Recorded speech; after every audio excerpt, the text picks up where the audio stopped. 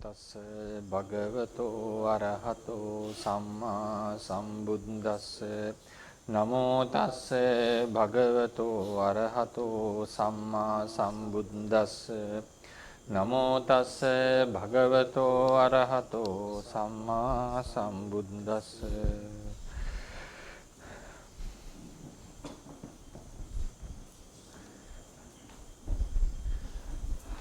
ගෞරවනීය ස්වාමීන් වහන්සේලා වරක් මුක මහා සංඝරත්නයේ අවසරයි. අද අපි කතා කරන්න යන මාතෘකාව තමයි රූප කලාපය කියන එක. ඊයේ දවසේ අපි කතා කරා කලින් දවසේ ඊට දවස් දෙකකට කලින් පෙරේදා අපි කතා කරා රූපය පිළිබඳ හැඳින්වීමක් කරා. ඊළඟට අපි ඊයේ දවසේදී රූපය පරමාර්ථ වශයෙන් විද්‍යමාන දෙයක් ලෙස සලකන්නට තේරවාදීන් සලකන්නේ ඇයි කියන එක අපි කතා කරා. ඒක ෂඩේන්ද්‍රියට ගෝචර වීම, පරිඥා කෘත්‍යයට ගෝචර වීම කියන එකත් බෙදලා යනකොට අවසානයේදී බෙදිය නොහැකි තැනට පැමිණෙන්නේ රූපය කියලා අපි කතා කරා. ඊළඟට දැන් අද අපි කතා කරන්නේ රූප කලාපය. ඒ රූපේ පවතින්නේ මිති වශයෙන් කියලා අපි ප්‍රකාශ කරා. ඒක රූප කලාපය කියලා නම දුන්නා. ඒ රූප කලාපය කෙසේද පවතින්නේ? මොකක්ද ඒ රූප කලාපය? කොහොමද ඒක තේරුම් ගන්න කියන එක තමයි අද අපේ මාතෘකාව. මේක දවස් කිහිපයක් යයි මේ මාතෘකාව. ඒකෙදී සාකච්ඡා කරන්න දේවල් තියෙයි. අපි ඒක හිමින් සැරේ කරගෙන යමු. හැබැයි රූප කලාපය මෙතනින් අවසන් වන්නේ නැහැ. රූප කලාපය අපි කතා කරනකොට දැන් අපි රූපේ කතා කරන ගති ස්වභාව කියන එක. ඊළඟට අපි රූපේ පවතින මේ කුඩාම ඒකකයේ ලෙස කතා කරනවා. ඒකකේ නැත්නම් අංශුව. අංශුව කියනකොට ඒකකේ කියන එක ලස්සනයි. නමුත් අංශුව කියලා අපි භාවිතා කරමු. අපි හිතනවා ඒ වගේ වෙන්නේ නැති කියලා. එතකොට රූපය පවතින කුඩාම ඒකකේ රූප කලාපය. එපමණකින් රූපය අවසන් නැහැ. රූප කලාප ගොඩක් එකතු වෙච්ච තැන දෙනවා ශරීරය කියලා. ශරීරය අතර ශරීරය. රූපය, රූප කලාපය, රූප ශරීරය. රූප ශරීරය කියන එක අපි සාමාන්‍යයෙන් කතා කරන මාතෘකාවක් නෙවෙයි. හැබැයි රූප ශරීරයක් කියලා කියන්නේ රූප කලාප සමූහයක්, රූප කලාප එකතුවක්. ඒ රූප කලාප එකතුවේදීත් වෙනම ඒකත්වයක්, වෙනම ධාතුන්ගේ ස්වභාව ටිකක් පෙන්වු කරනවා. ඒ නිසා මේ පාඩම ටිකක් දිගට යනවා. රූපය, රූප කලාපය, රූප ශරීරය. රූප සංතතිය කියන එක වෙනම. ඒක පරම්පරාව ගැනනේ. කාලමය වශයෙන් තියෙන එක. රූපය කියන්නේ ගති ස්වභාව ටිකක්. ඒක එකතු වෙච්ච තැන රූප කලාපය වුණා. රූප කලාප ගොඩක් එකතු වෙච්ච තැන කියන එකක් තියෙනවා. ඒක රූප ශරීරය. මොකද හේතුව අද අපි කතා කරන්නේ කලාපය පිළිබඳව. කලාප අතර අන්තර් සම්බන්ධය කියලා එකක් තියෙනවා. ඒක තේරවාදීන් පිළිගන්න අදහස. තේරවාදීන් කතා කරන ක්‍රමයක්. ඒක කෙලින්ම ඇඩ්‍රස් කරලා නැහැ. ඒක මෙහෙම අන්තර් කලාප කියන අපේ මේ වචන වලින් කතා කරලා නැහැ. නමුත් කලාපයක් තව කලාපයකට බලපාන ක්‍රමය, බලපාන විදිහ තේරවාද පොත්පත්වල තියෙනවා. ඒ කියන්නේ රූප කලාපයෙන් පිටතට ඒ රූප කලාපයේ තියෙන රූපය බලපාන. ඒ නිසා තමයි ඒක කොටස් තුනකට කතා කරන්නේ. ඒතකොට රූප කලාපයේ කතා කර පමණින් අවසන් නැහැ. රූප කලාප සමූහයත් එක්ක කතා කරනවා. ඊළඟට තමයි අපි රුප්පණය කියන මාතෘකාවට එන්නේ. එතකොට රූප කලාප සමූහය කතා කරන දවසට අපි සතර මහා ධාතු ගැනත් කතා කරලා තමයි ඉදිරියට එන්නේ. නිසා රූප කලාපය කියන පාඩම මේ දවස් දෙකක් තුනක් විතර යයි. ඒක එපමණකින් මේ අවසන් වන්නේ නැහැ. ඒක තවත් ඉදිරියට යනවා මේ රූප මාතෘකාව සමග. එතකොට අපි මේ රූප කලාපය අද කතා කරනකොට අපි ක්‍රම දෙකකට කතා කරනවා. දැන් අපි කියන්නේ රූපය කියලා කිව්වේ ගති ස්වභාව ටිකක් කියලා. ඒක අපි ඉස්සෙල්ලාම හොඳට ඔළුවට දාගන්නට ඕනේ. රූපය කියන්නේ ගති ස්වභාව. රූප හරනේ මේක ගති. මේක තුලින් අපිට එනවා රූප කලාපය. රූප මිතිය, රූප එකතුව. දැන් ගති ස්වභාව එකතුව.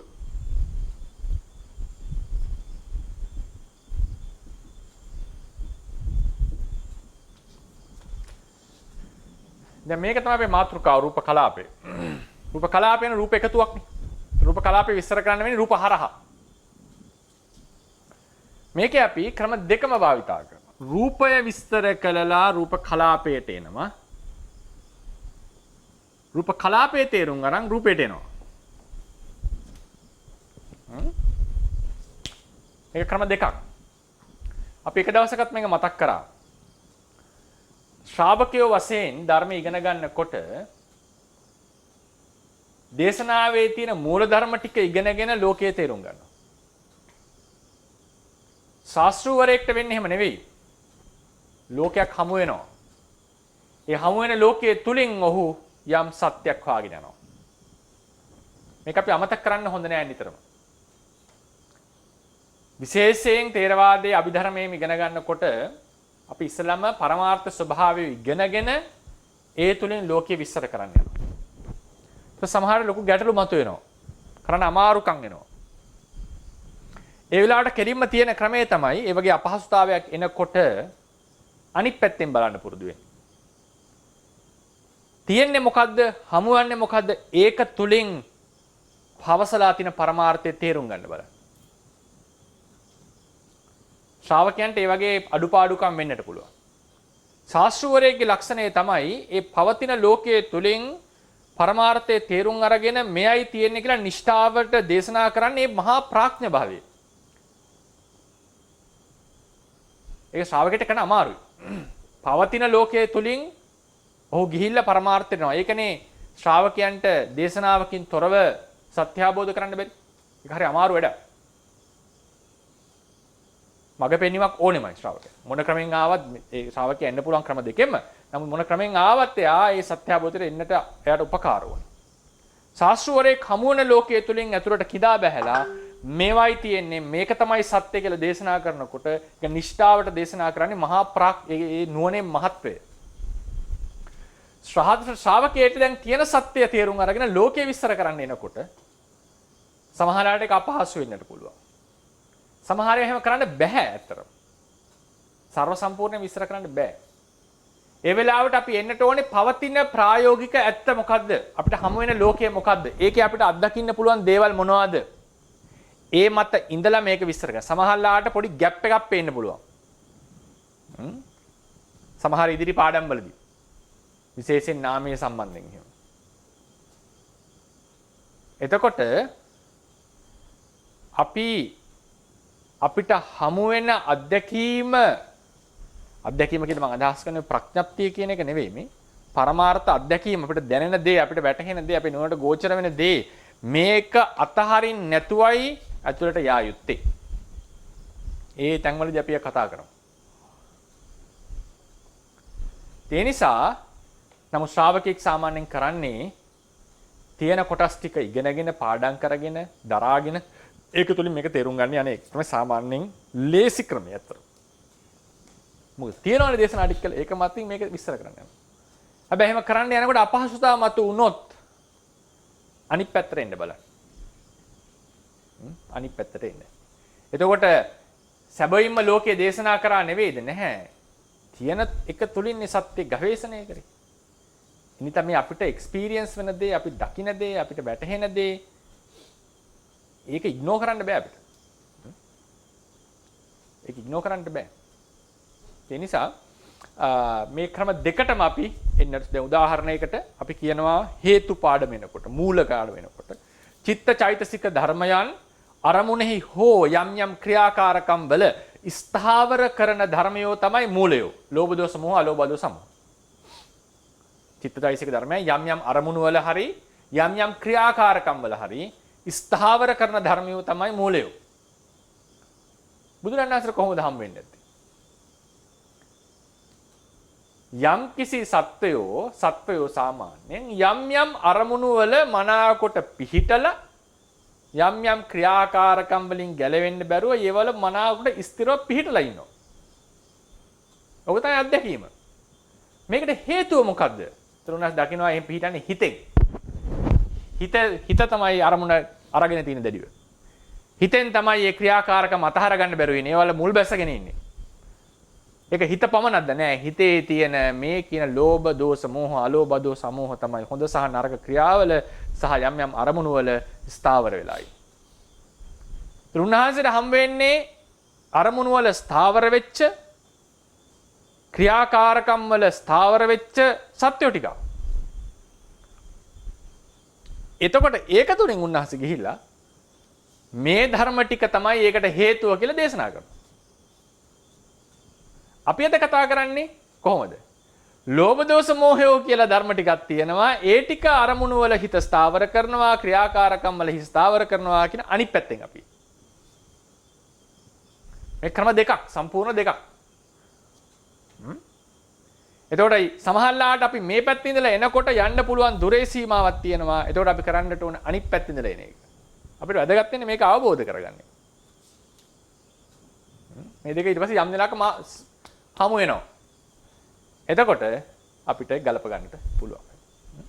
ඒ නිසා මේ පාඩමට විතරක් නෙවෙයි ඉදිරි පාඩම් වලදී පවා විතර්ක චෛතසිකයේ සමහර නාම ධර්ම වලදී ඔක ලොකුවට එනවා ප්‍රශ්නේ. විස්තර කරනකොට. කොහොමද මේක විස්තර කරගන්නේ කියලා. ඒක සමහරලාට ગેප් එක වහන්න බැරි ગેප් එකක් හිටනවා සමහරලාට. වහන්න බැරි ગેප් එකක් හිටන අවස්ථා තියෙනවා. ඉතින් අපි එදාට කතා කරමු. ඉතින් අද අපි රූප කලාපය ගැන කතා කරමු. රූපේ සහ රූප කලාපය ගැන එනකොට අපි මේ ක්‍රම දෙකටම කතා කරනවා. අද අපි කතා කරන්නේ ප්‍රධාන වශයෙන් රූපේ ඉඳලා රූප කලාපය විස්තර කරගෙන යන්න. එතකොට අපි හෑන්ඩ් අවුට් එකේ පොඩි වෙනස්කම් කිහිපයක් කරන්නට තියෙන අපි ඒක ඉස්සර කරලෙමු වෙනවා. නම්බර වශයෙන් ගත්තම පොඩි මට ඒක අර නම්බර ටික වෙනස් කරන්න බැරි වුණා. නම්බර 1 ඉඳන් දාගන්න. 1 වෙන්නට ඕනේ. මොකද අර කලින් හෑන්ඩ් අවුට් එකත් එක්ක සම්බන්ධ කරගම. එතකොට ලේසි අපිට. කලින් අර රූපේ හෑන්ඩ් අවුට් එකත් එක්ක ඒක 8න් ඉවරුනේ. මේක 1 කරගන්න. ඊට පස්සේ මේකේ 2 රෝම ඉලක්කම් නෙවෙයි ප්‍රධාන ඉලක්කම්. හින්දු අරාබි ඉලක්කම් 2 10 කරගන්න. 2 10 කරගන්න. ඊට පස්සේ 3 11 කරගන්න. මම ඒම නම් වලින් තමයි ආමන්ත්‍රණය කරන්නේ. 3 11 කරගන්න. ඊට පස්සේ යන්න 4 වෙනි පිටුවට. නෑ 5 වෙනි පිටුවට. හරිනේ? 5 වෙනි පිටුවට. නම්බර 4 12 කරගන්න. නම්බර 4 12 කරගන්න. ඊට පස්සේ යන්න 7 වෙනි පිටුවට. නේද? නම්බර 5 තියෙන 7 නේද? 5 13 කරගන්න 7 වෙනි පිටුවේ. 5 13 කරගන්න. 5 13 කරගන්න. නම්බර 6 14 කරගන්න. පිටු අංක නෙවෙයි මම මේ කියන්නේ. හරිනේ? ඒක වැරදුනද නැහැ සමහර පිටු අංක නෙවෙයි මම මේ කියන්නේ ඉලක්කම් නම්බර ටික. හරිනේ? ආයෙ මම කියන්න නම්බර 1 මේ තියෙන මේ නම්බර 1 ඒක 9 කරගන්න. හරිනේ? ඊට පස්සේ නම්බර 2 තියෙනවා ඒක 10 කරගන්න. පිටු අංක නෙවෙයි අර නම්බර වලට දාලානේ කරුණු කිව්වේ. නම්බර 2 10 කරගන්න, නම්බර 3 11 කරගන්න. ඊට පස්සේ යන්න 5 වෙනි පිටුවට. ඒකේ නම්බර 4 12 කරගන්න. හරිනේ? 4 12 කරගන්න. 7 වෙනි පිටුවට යන්න. නම්බර 5 13 කරගන්න. නම්බර 6 14 කරගන්න. 8 වෙනි පිටුවේ නම්බර කීයද? 7 නේද? 7 15 කරගන්න. නේ 15 කරගන්න. ඊට පස්සේ තව පොඩි හදන්න තැන තියෙනවා. ඒක මම එතනට ආවම කියන්නම්. මේ ලියපු කරුණක වෙනස් කිරීමක් කරන්නට ඕනේ. ඒක අපි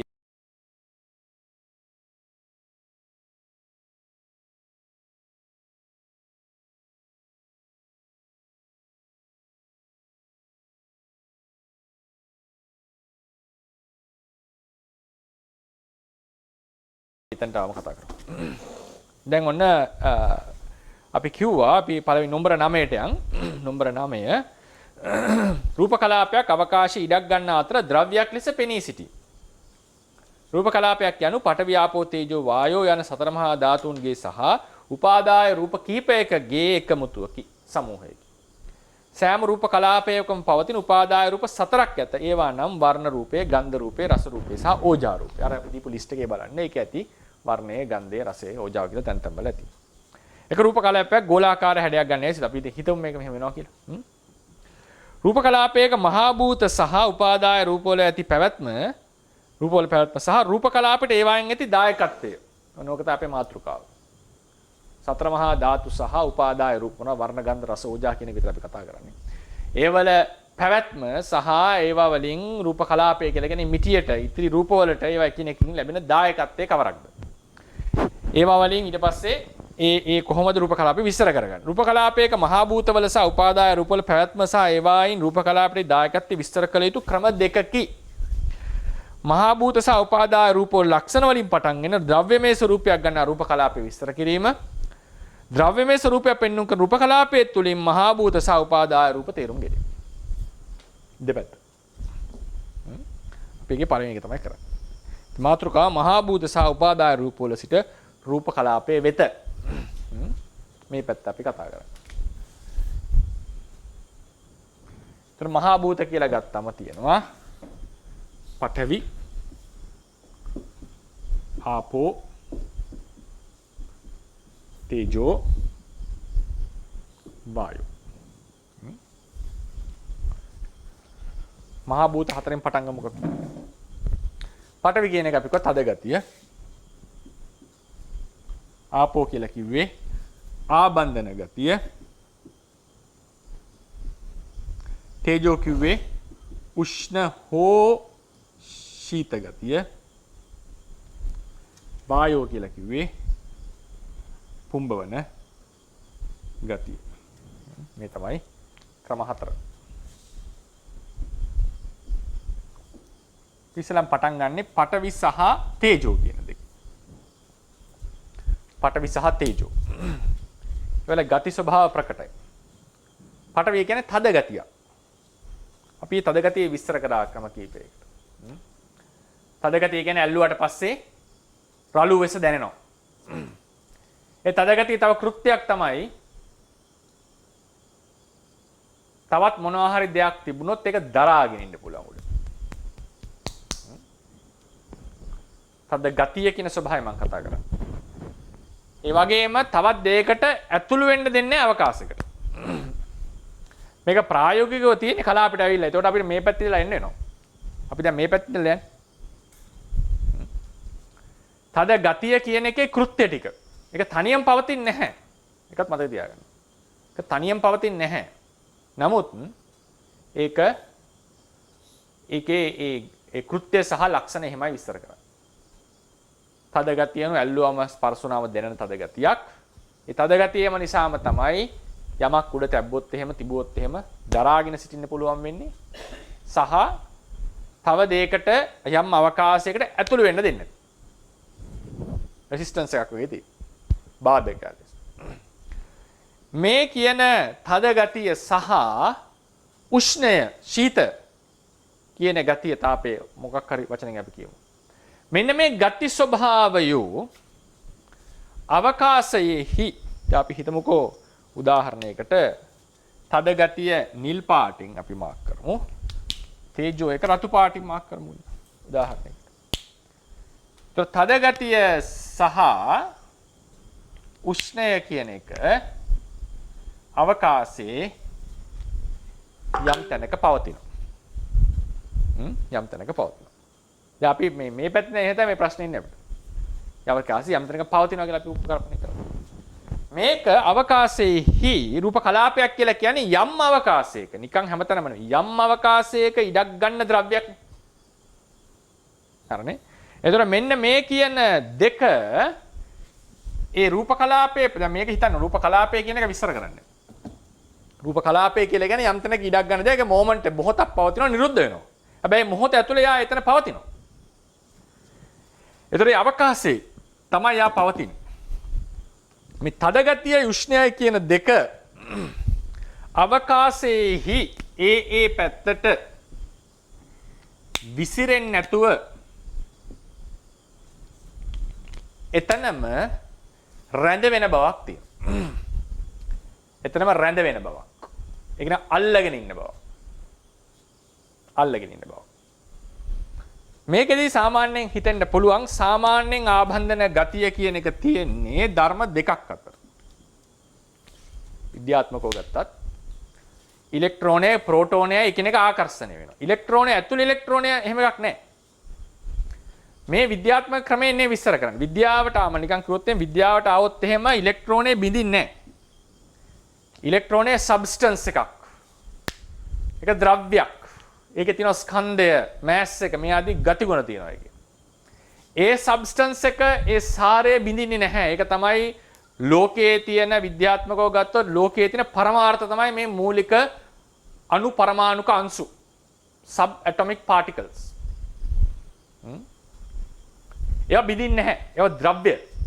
අපි මේ කරන්නේ ථෙරවාදීන් කරන්නේ ඒ වගේ අපි හිතමු මේ රූප කලාපය කියලා ගමුකෝ ඒක අපි උදාහරණයකට.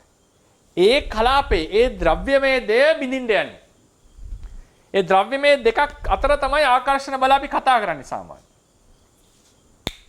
ඒ නිසා මේ කතා කරන ආබන්ධන බලය අර වගේ ද්‍රව්‍ය දෙකක් අතර තියෙන එකක් නෙවෙයි. මේක තේරුම් ගන්න ඕනේ. ආකර්ෂණ බලයක් කිව්වම හැමතිස්සෙම ආකර්ෂණ බලයක් කියලා කියන්නේ දෙකක් අතර මේක ඇති වෙන්නේ. ඒක charge එක නිසා වෙන්න පුළුවන්, spin එක නිසා වෙන්නට පුළුවන්. කවර හෝ ධර්ම දෙකක් තියෙනවා ආකර්ෂණයට. මේ අපි කතා කරන්නේ මෙතන ආකර්ෂණය කියලා කියන්නේ එහෙම දෙයක් නෙවෙයි. මේ ගති ස්වභාව ටික එතනට අල්ලන ගතියක්. එතන රඳවන ගතියක්. එතන රඳවන ගතිය. ඕනනම් මේක අවකාශයෙන් මෙහෙම ගත්තොත් අපිට ඕනනම් ඒක අපි උදාහරණයකට කළු පාට ගමුකෝ. මෙතනට මේ පැත්තට අල්ලගෙන ඉන්න ගතිය. ඔන්න මධ්‍ය ලක්ෂයක් අපි ලකුණු කරමු. එතනට රඳවන ගතිය. ඇතුළට හකුලවන ගතිය. ඒක නිසා තමයි ඒ ධාතු ටික උෂ්ණය තද කියන එක විසිරෙන්නේ නැතුව තියෙන්නේ අවකාශය. ඒක ආවම එතන රඳෙනවා. හැබැයි ඒ බලය ඇතුළට හකුලවන බලයක් නිසා මෙතන ස්ථායි භාවයක් නැහැ. ස්ථාවර භාවයක් නැහැ. ඒ ස්ථාවර භාවය ඇති වෙන්නට එම ස්ථානයේම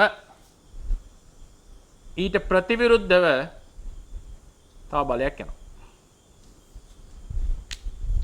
ඒක අපි කියනවා වායුව නමින් හඳුන්වනවා. ප්‍රතිවිරුද්ධ බලය කිව්වම සාමාන්‍යයෙන් එන්නේ විකර්ෂණයනේ. දැන් ආකර්ෂණය ගත්තොත් අපි ගත්තොත් සාමාන්‍යයෙන් ආකර්ෂණයක් වෙන්නේ ධන සහ ඍණ අතර. මෙයා මෙතනට ඇදෙනවා. මෙයා මේ පැත්තට ඇදෙනවා. හරිනේ? විකර්ෂණය කියලා කියන්නේ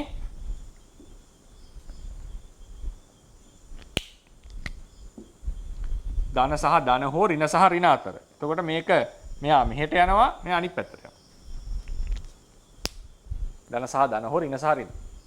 මෙතන මේක නෙවෙයි මේ කියන්නේ. මේක ඇතුළේම එළියට පුෂ් කරන ගතිය. හාත්පසට පුෂ් කරන ගතිය. තල්ලු කරන ගතිය. එතකොට මොකද වෙන්නේ? මේ බල ටික බල දෙකයි ගති දෙකයි කිව්වොත්. බල දෙකකුයි ගති දෙකකුයි පවතිනකොට මෙන්න මේ කියන ස්වභාව හතර එකතන පවතින්නට පුළුවන්.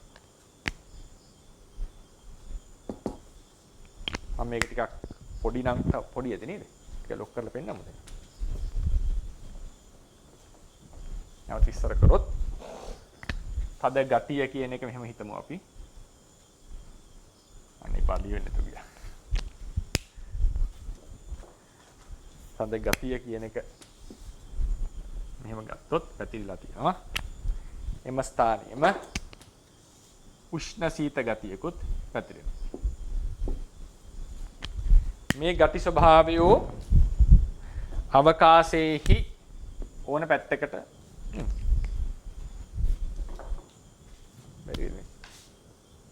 යන්න පුළුවන්. තෙත ගතිය නිසා. යන්නට පුළුවන්. නමුත් ඒක වළක්වන්නට එම ස්ථානයේම ඇතුළට හකුලවන බලයක් එනවා. කියන්නේ ඒක රඳවනවා. ඒක අර මේ ධර්ම දෙකක් අතර තියෙන ආකර්ෂණය වගේ නෙවෙයි. එහෙම ආකර්ෂණයක් තියෙනවා තේරවාදී. ඒ නිසා තමයි රූප කලාප දෙකක් වෙන් කරන්න බැරි. ඒ නිසා තමයි මම කිව්වේ අන්තර් කලාපීයව ධාතු මිශ්‍ර කරන්න වෙනවා. ඔක තේජෝ ධාතුවෙන් තමයි ඒකේ සාධකෙ ඉන්නේ. තේජෝ අධික රූපයක් තව රූප කලාපයකට ලං වුණාම දෙවෙනි රූප කලාපයේ තේජෝ වැඩි වෙනවා. මොකද ඒකෙන් කියවෙන්නේ? රූප කලාපයක් Tamanට සීමා තිබුණාට මේකේ තේජෝ මේකට බලපාලා තියෙනවා. ඒකේ තව විසඳන්න තියෙන ප්‍රශ්නේ තමයි ශක්ති සංසිද්ධි නියමාව මේකේ තේජෝ අඩු වෙන්න ඕනේ මේක වැඩි වෙනකොට. ඒක අපි පස්සේ කතා කරමු. මෙතන මේ කියන ධාතු ගති ස්වභාව දෙක මෙතනට අල්ලලා තියෙනවා. හැබැයි ඒක පමණක් තිබුණොත් මේක හැකිලෙනවා පවතින්නට බැරි මට්ටමකට එනවා. ඊටාම මධ්‍ය ලක්ෂයකට කේන්ද්‍ර වෙන්න බලනවා. ඒකට විරුද්ධව අනිත් පැති වලටත් බලයක් තියෙනවා. එතකොට මොකද වෙන්නේ?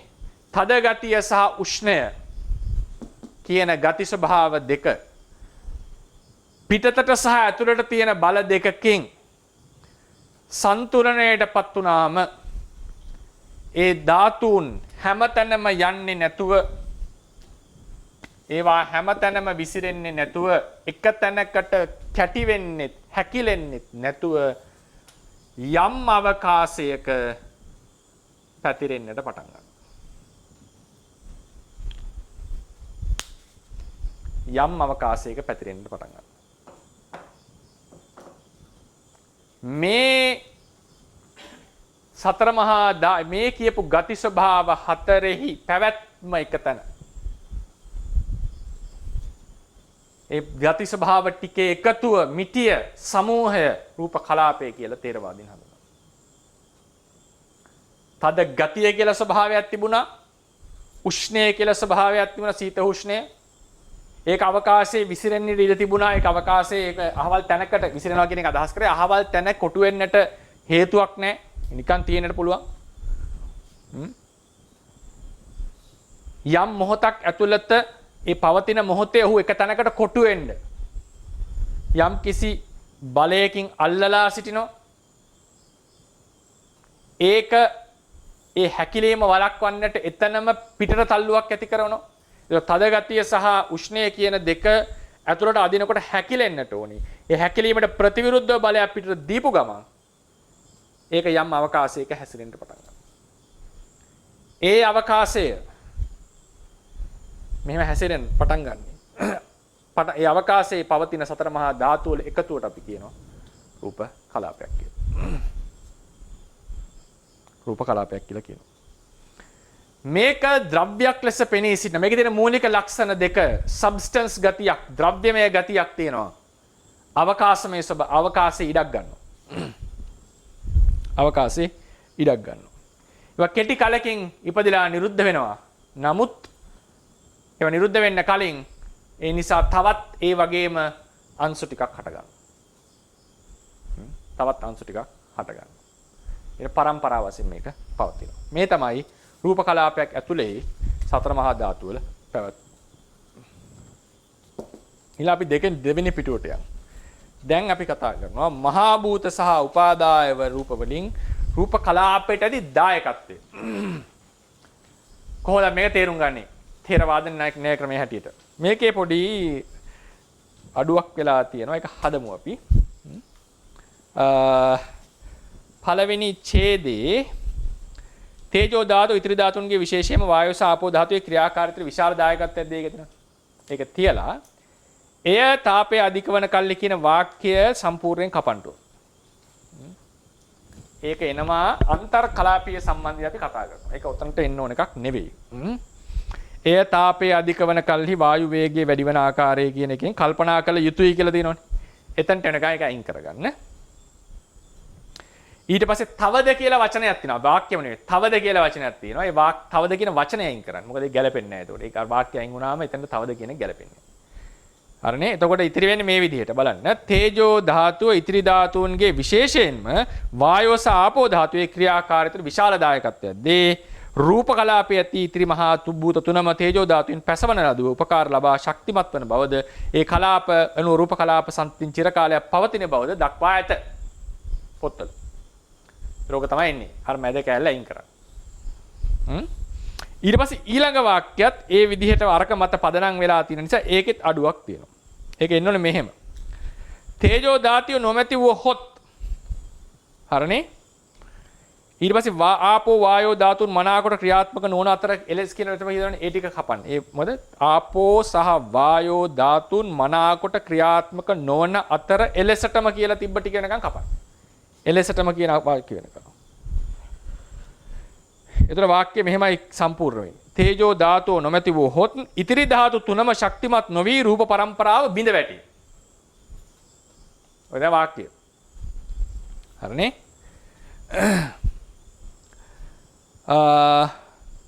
එලෙසටම ඒක ලියා ගන්න. එලෙසටම හරිනේ? එලෙසටම කියලා කියන්නේ ඒක තව අංගයක් ලෙස ආපෝ වායෝ ධාතුන් මනාකොට ක්‍රියාත්මක නොවේ.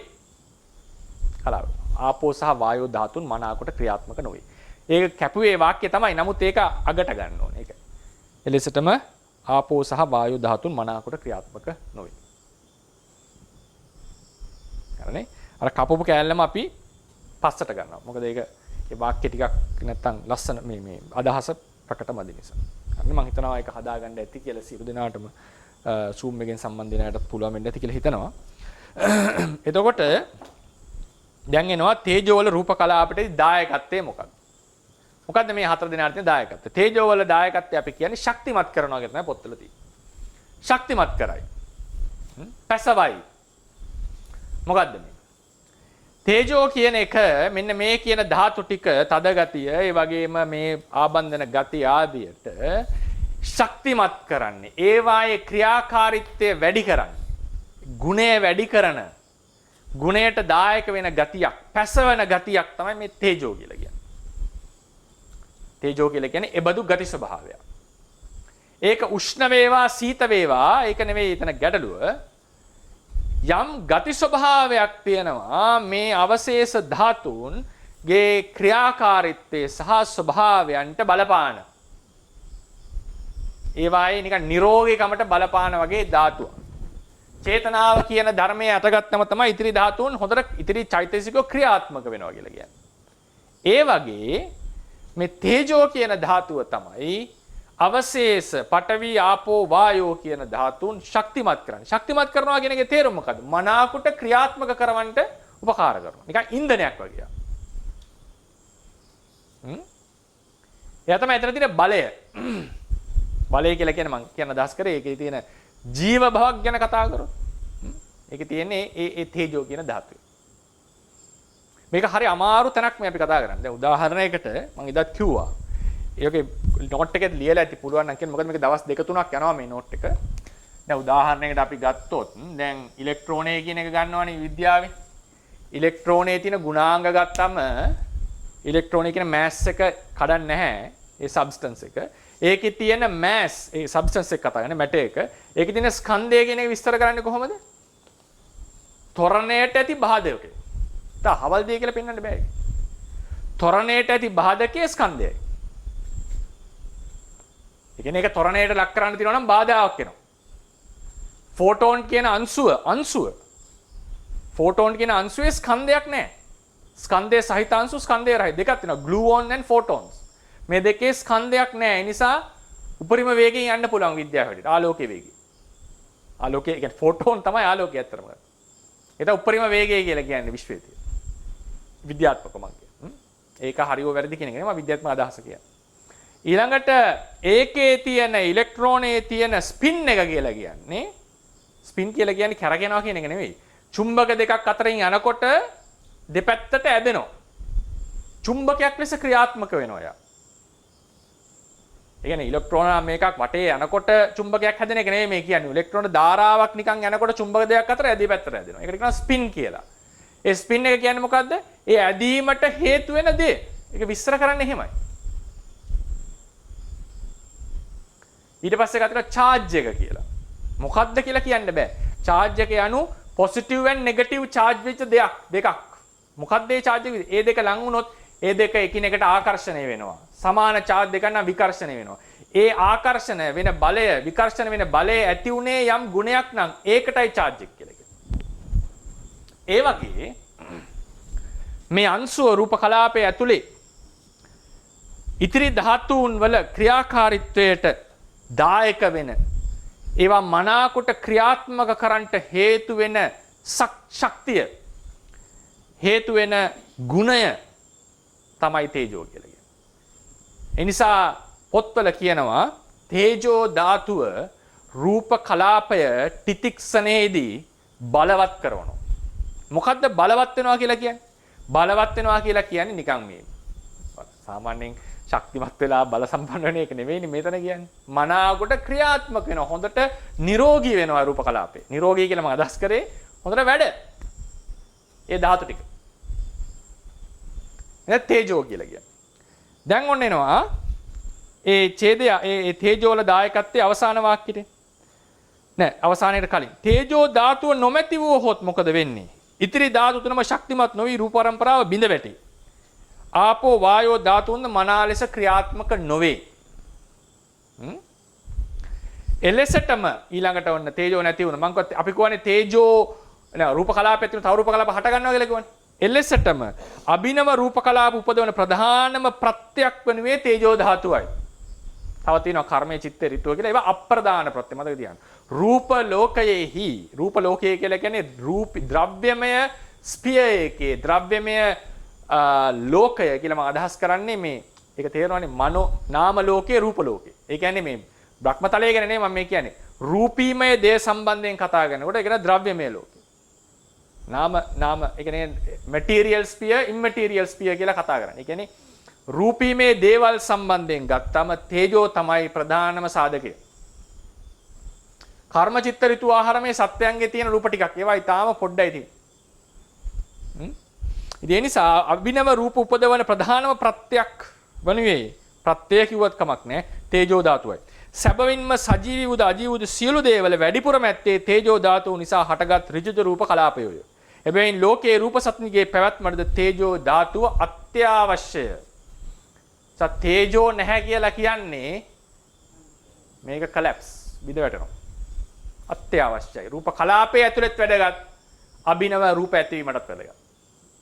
මේක තමයි රූපයේ තියෙන ප්‍රධානම බල සම්පන්නම තේ. ඒකට කියනවා ලෝකේ ආරක්ෂා කරන්නා තේජෝ.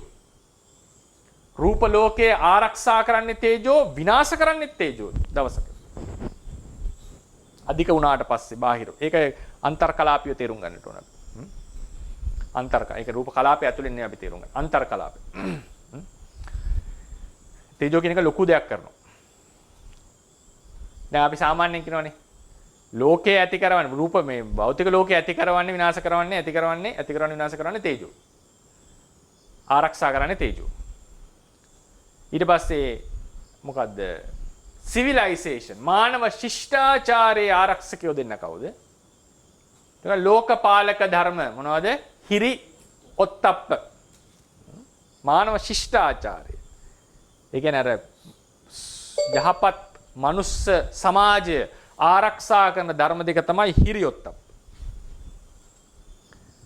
මේ රූපමය ලෝකේ ආරක්ෂා කරන පවත්වන තේජෝ ධාතුව. ඒ විදිහට ඒකේ අපිට එක පැතිවලින් බලන්නට පුළුවන් ධර්මයේ තියෙන කරුණු. ඊට පස්සේ අපි යනවා පඨවිය. පඨවි වල රූප කලාපෙටදී දායකත්වයේ කවරද? මහා භූත අතර රූප කලාපයට ද්‍රව්‍යමය බව ගෙන දෙන ප්‍රධානම දේ පඨවිය. ද්‍රව්‍යමය බව දීලා තියෙන්නේ පඨවිය. තද ගතිය. තද ගතිය. කරුණු කීපයක්. එකක් අපි කිව්වා තද ගතියේ ලක්ෂණ මොනවද? ස්පර්ශ කරාම දැනෙන බව ආවේ මේ තද ගතිය නිසා. ඊට පස්සේ තව එකක් තවුඩ තිබ්බොත් පවතින්නට හේතු වෙන්නේ තද ගතිය කියලා කිව්වා. ඒක අන්තර්කලාපීයවයි අරකුතේ දෙකම විස්තර වෙනවා ඉස්සරහට. මේ අපි කලාපේ විතරයි කතා කරන්නේ. ඒ කියන්නේ කලාපයක් තව එකක් තිබුණොත් ඒක පවතින්න පුළුවන්. තහ විනිවිද යන්න දෙන්නේ නැහැ අවකාශයෙන්. මේක තද ගතිය ඇති. ඒ වගේම මේ තද ගතිය තමයි ඉතිරි කලාප වලට ඉතිරි ගති ස්වභාව වලට ක්‍රියාත්මක වීමේ භූමිය. ක්‍රියාත්මක වීමට තියෙන භූමිය මොකක්ද ඒ කියන්නේ? ඇත්තටම තේජෝ වලින් පැසවන්නේ පඨවිය. ආපෝ වායෝ කියන එකේ තියෙන බල ගති ටික. ස්වභාව ගතිය, තද ගතිය, රූපයට බර ලක්ෂණ තියෙන පටවිය වැඩිපුර. පැසවන්නේ තේජෝ වලින් පටවියේ. තේජෝ වලින් පටවිය පැසනකොට ඉතිරි දෙකටත් දායකත්වය ලැබෙනවා. ඒක වෙනම කතාවක්. නමුත් පැසවන්නේ තේජෝ වලින් ප්‍රධාන වශයෙන් පටවිය. ආපෝ වලින් හකුලවන්නේත් පටවිය. වායෝ වලින් පුම්බවන්නේත් පටවිය. මොකද පටවිය තමයි ඒ කියපු බලවලට නිකන් ඒ කියන්නේ ඒකට ලක් වෙන්න සුදුසු බව තියෙන යාගේ. තද ගතිය කියන්නේ.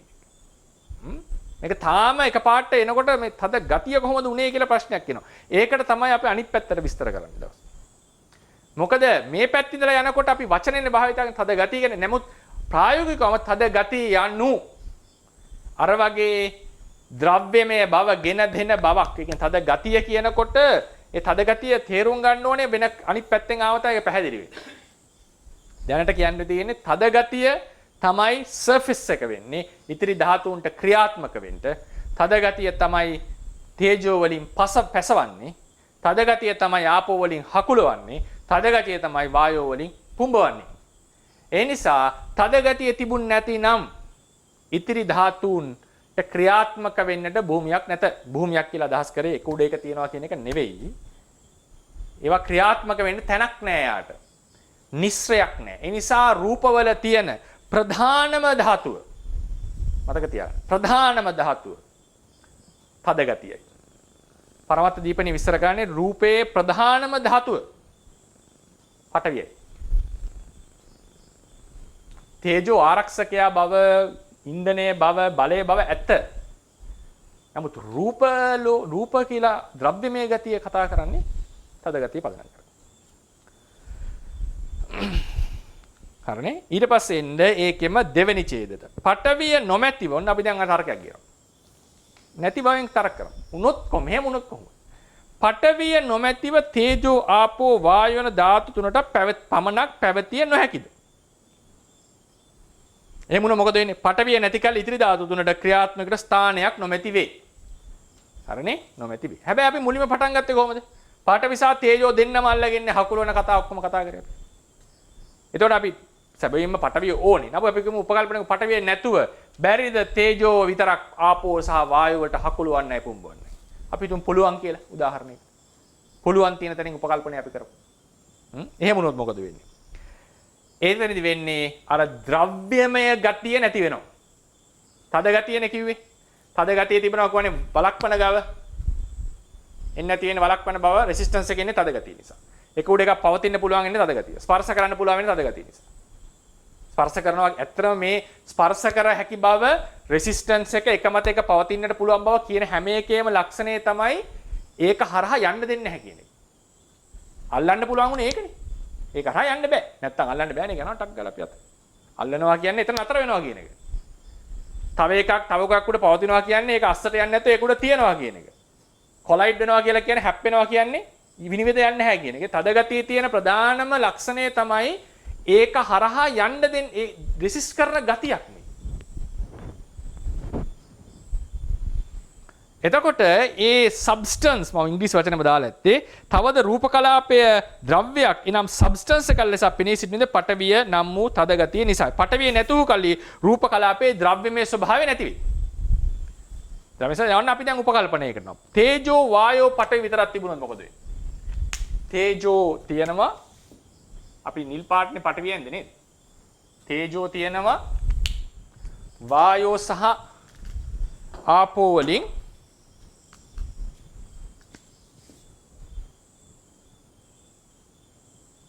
තේජෝ තියෙනවා වායෝ සහ ආපෝ. වායෝ පුම්බවනවා, ආපෝ හකුලවනවා. මේකෙන් ඔන්න අපි හිතමු පැවතියා කියලා. උෂ්ණයක් තද ගතිය. එතන මොකද්ද මේක? ඉතින් පැකට් එකක් හැදෙනවා. යම් කිසි මේක හැදෙනවා. හැබැයි මේක සබ්ස්ටන්ස් ගතියක් නැහැ. රූපමය සාර භව නැහැ. අපි ඒකට ශක්ති පැකට් එකක් කියමු. ශක්ති උෂ්ණ පැකට් එකක්. සීත පැකට් එකක් කියලා කියන්නේ සමූහයක්. මේ දෙක මොකද වෙන්නේ? මේ උෂ්ණ පැකට් දෙක කියන එක හැප්පුණොත් විනිවිද යනවා. අයි තද ගතිය නැහැ මේක වළක්වන්නට. මේ දෙක විනිවිද යන්න පටන් ගන්නවා. ඒ වගේම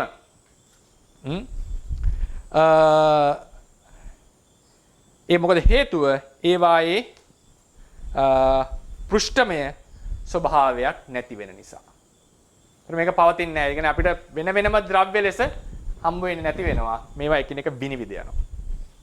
ඒතර කෙනෙක් අහන්න පුළුවන් ඉතින් ඇයි එහෙම වෙන්න බැරිද? එහෙම නොවි තියෙන්නේ මොකද? ඒක වෙනම කතාවක්. එතකොට අපිට එන්නේ බුදුදහමේ විස්තර වෙන්නේ ථේරවාද ධර්මයේ හැටියට මේක එන්නේ doctrine of necessity කියන තැනට. ලෝකේ තියෙනවා මේ විශ්වයේ පැවැත්ම විස්තර කරන ක්‍රම තුනක්. පැවැත්ම විස්තර කරලා කියන්නේ ඔය හේතුඵල න්‍යාය නෙවෙයි. හේතුඵලයටත් එහා ගියප එකක් මේ කතා කරන්නේ. මේක නිසා මේක පවතිනවා. මේක නිසා මේක පවතිනවා කියලා අපි කියනවා. සිත රූපේ නිසා සිත පවතිනවා. සිත නිසා රූපේ පවතිනවා. මේ කර්මය නිසා විපාකය. විපාක නිසා නැස කවරණමස් කළ විපාකය. ඔහොම යනවනේ. මේ හේතුඵල සම්බන්ධය ගැන නෙමෙයි. මේකත් එහා ගියප. ඇයි මෙහෙම දෙයක් තියෙන්නේ? ඇයි සිතක් පවතින්නේ? ඇයි සසරක් පවතින්නේ? ඇයි රූපයක් පවතින්නේ? ඇයි අනිවාර්යෙන් සිතකට වේදනාවක් ඕනේ? ඇයි මේ ශක්ති පැකට් වගේ මෙහෙම තියෙන්නේ නැතුව සබ්ස්ටන්ස් ගතියක් අවශ්‍ය වුනේ කියලා ප්‍රශ්නයක් ඇහුවොත්. ඕකට උත්තර ඕක විද්‍යාත්මක බටහිර දර්ශනයේ තියෙන ඕකට උත්තර තුනක්. එකක් තමයි doctrine of necessity. ඒ එසේ විය යුතුයි. එසේ විය යුතුයි. doctrine of necessity. දෙක doctrine of chance. මේක chance එකක් by chance උනා. ඒකයි මොකක්වත් විය යුතු බවක් නෙවෙයි. බයි අපි ඔක්කොම ඉන්නේ ඒක හැටියට chance එකක් වල. විද්‍යාව දැන් තියෙන විද්‍යාව ගොඩාක් බර වෙන්නේ ඔය තියෙන පැත්තට. by chance. තුන්වෙනි එක design නිර්මාණවාදය. දෙවියෙක් විසින් මේක නිර්මාණය කළා. නිර්මාණය කළා. මේ තුනටම ඕකෙන් සාමාන්‍යයෙන් ඔය necessity කියන එක ගැන කතා කරනවා හරි අඩුයි. ඒක ගොඩාක් බහැරට යන එක. මම මතක තියාගන්න බුදුදහම පවතින්නේ මේ පැත්තේ. ථේරවාද. අපි උපකල්පනයේ ගේන්නේ එහෙම නෙවෙයි මෙසේ විය යුතුයි. ඒ නිසා සිතට වේදනාවක් ඇත. සමහරට පොත්වල දැකත ඇති. ඔය රේරුකාණ සංසයේ පොත්වල පවතින නිරර්ථකව සිත් එහෙම පහළ වුණොත් සංඥාවක් නැති වුණොත් උදාහරණ මේ වගේ දෙයක් නැති වුණොත් චිත්ත උන්වහන්සේ කියන චිත්ත වීති ප්‍රමාණිකෝලව පහළ වුණේ නැතිනම් සිත කිසිදු වැඩක් ගත යුතු දෙයක් නොවේ. එහෙමනම් කියවෙන්නේ මොකද්ද? සිත මේ වගේ ප්‍රයෝජනයක්වත් දෙයක් ලෙස විතිය යුතුයි කියලා අපි උපකල්පනය කරලා දෙනවා කලින්. ඒක දැන් doctrine of necessity. මේක මෙසේ විය යුතුයි. ඒ විය යුතු බවක් ඒ ධර්මතාවයක් තියෙනවා. doctrine of necessity එකට ආවම එන්නේ laws. න්‍යාම ධර්ම ටිකක් තියෙනවා. ඒවා කවුරුත් හැදුව දේවල් නෙවෙයි ස්වභාව න්‍යාම. බුදුදහම වැටෙන්නේ මේ පැත්තට. ඒ නිසා තමයි අපි කියන්නේ නැත්නම් කෙනෙක් අහපලා ඇයි එහෙම කියන්නේ? බුදුදහම ඒක ආය විශ්ලේෂණය කරන්න බෑ. මගේ තේරෙන නුවණට නම් ආය විශ්ලේෂණය කරන්න බෑ ඒක. එතන නතර වෙනවා ඒක.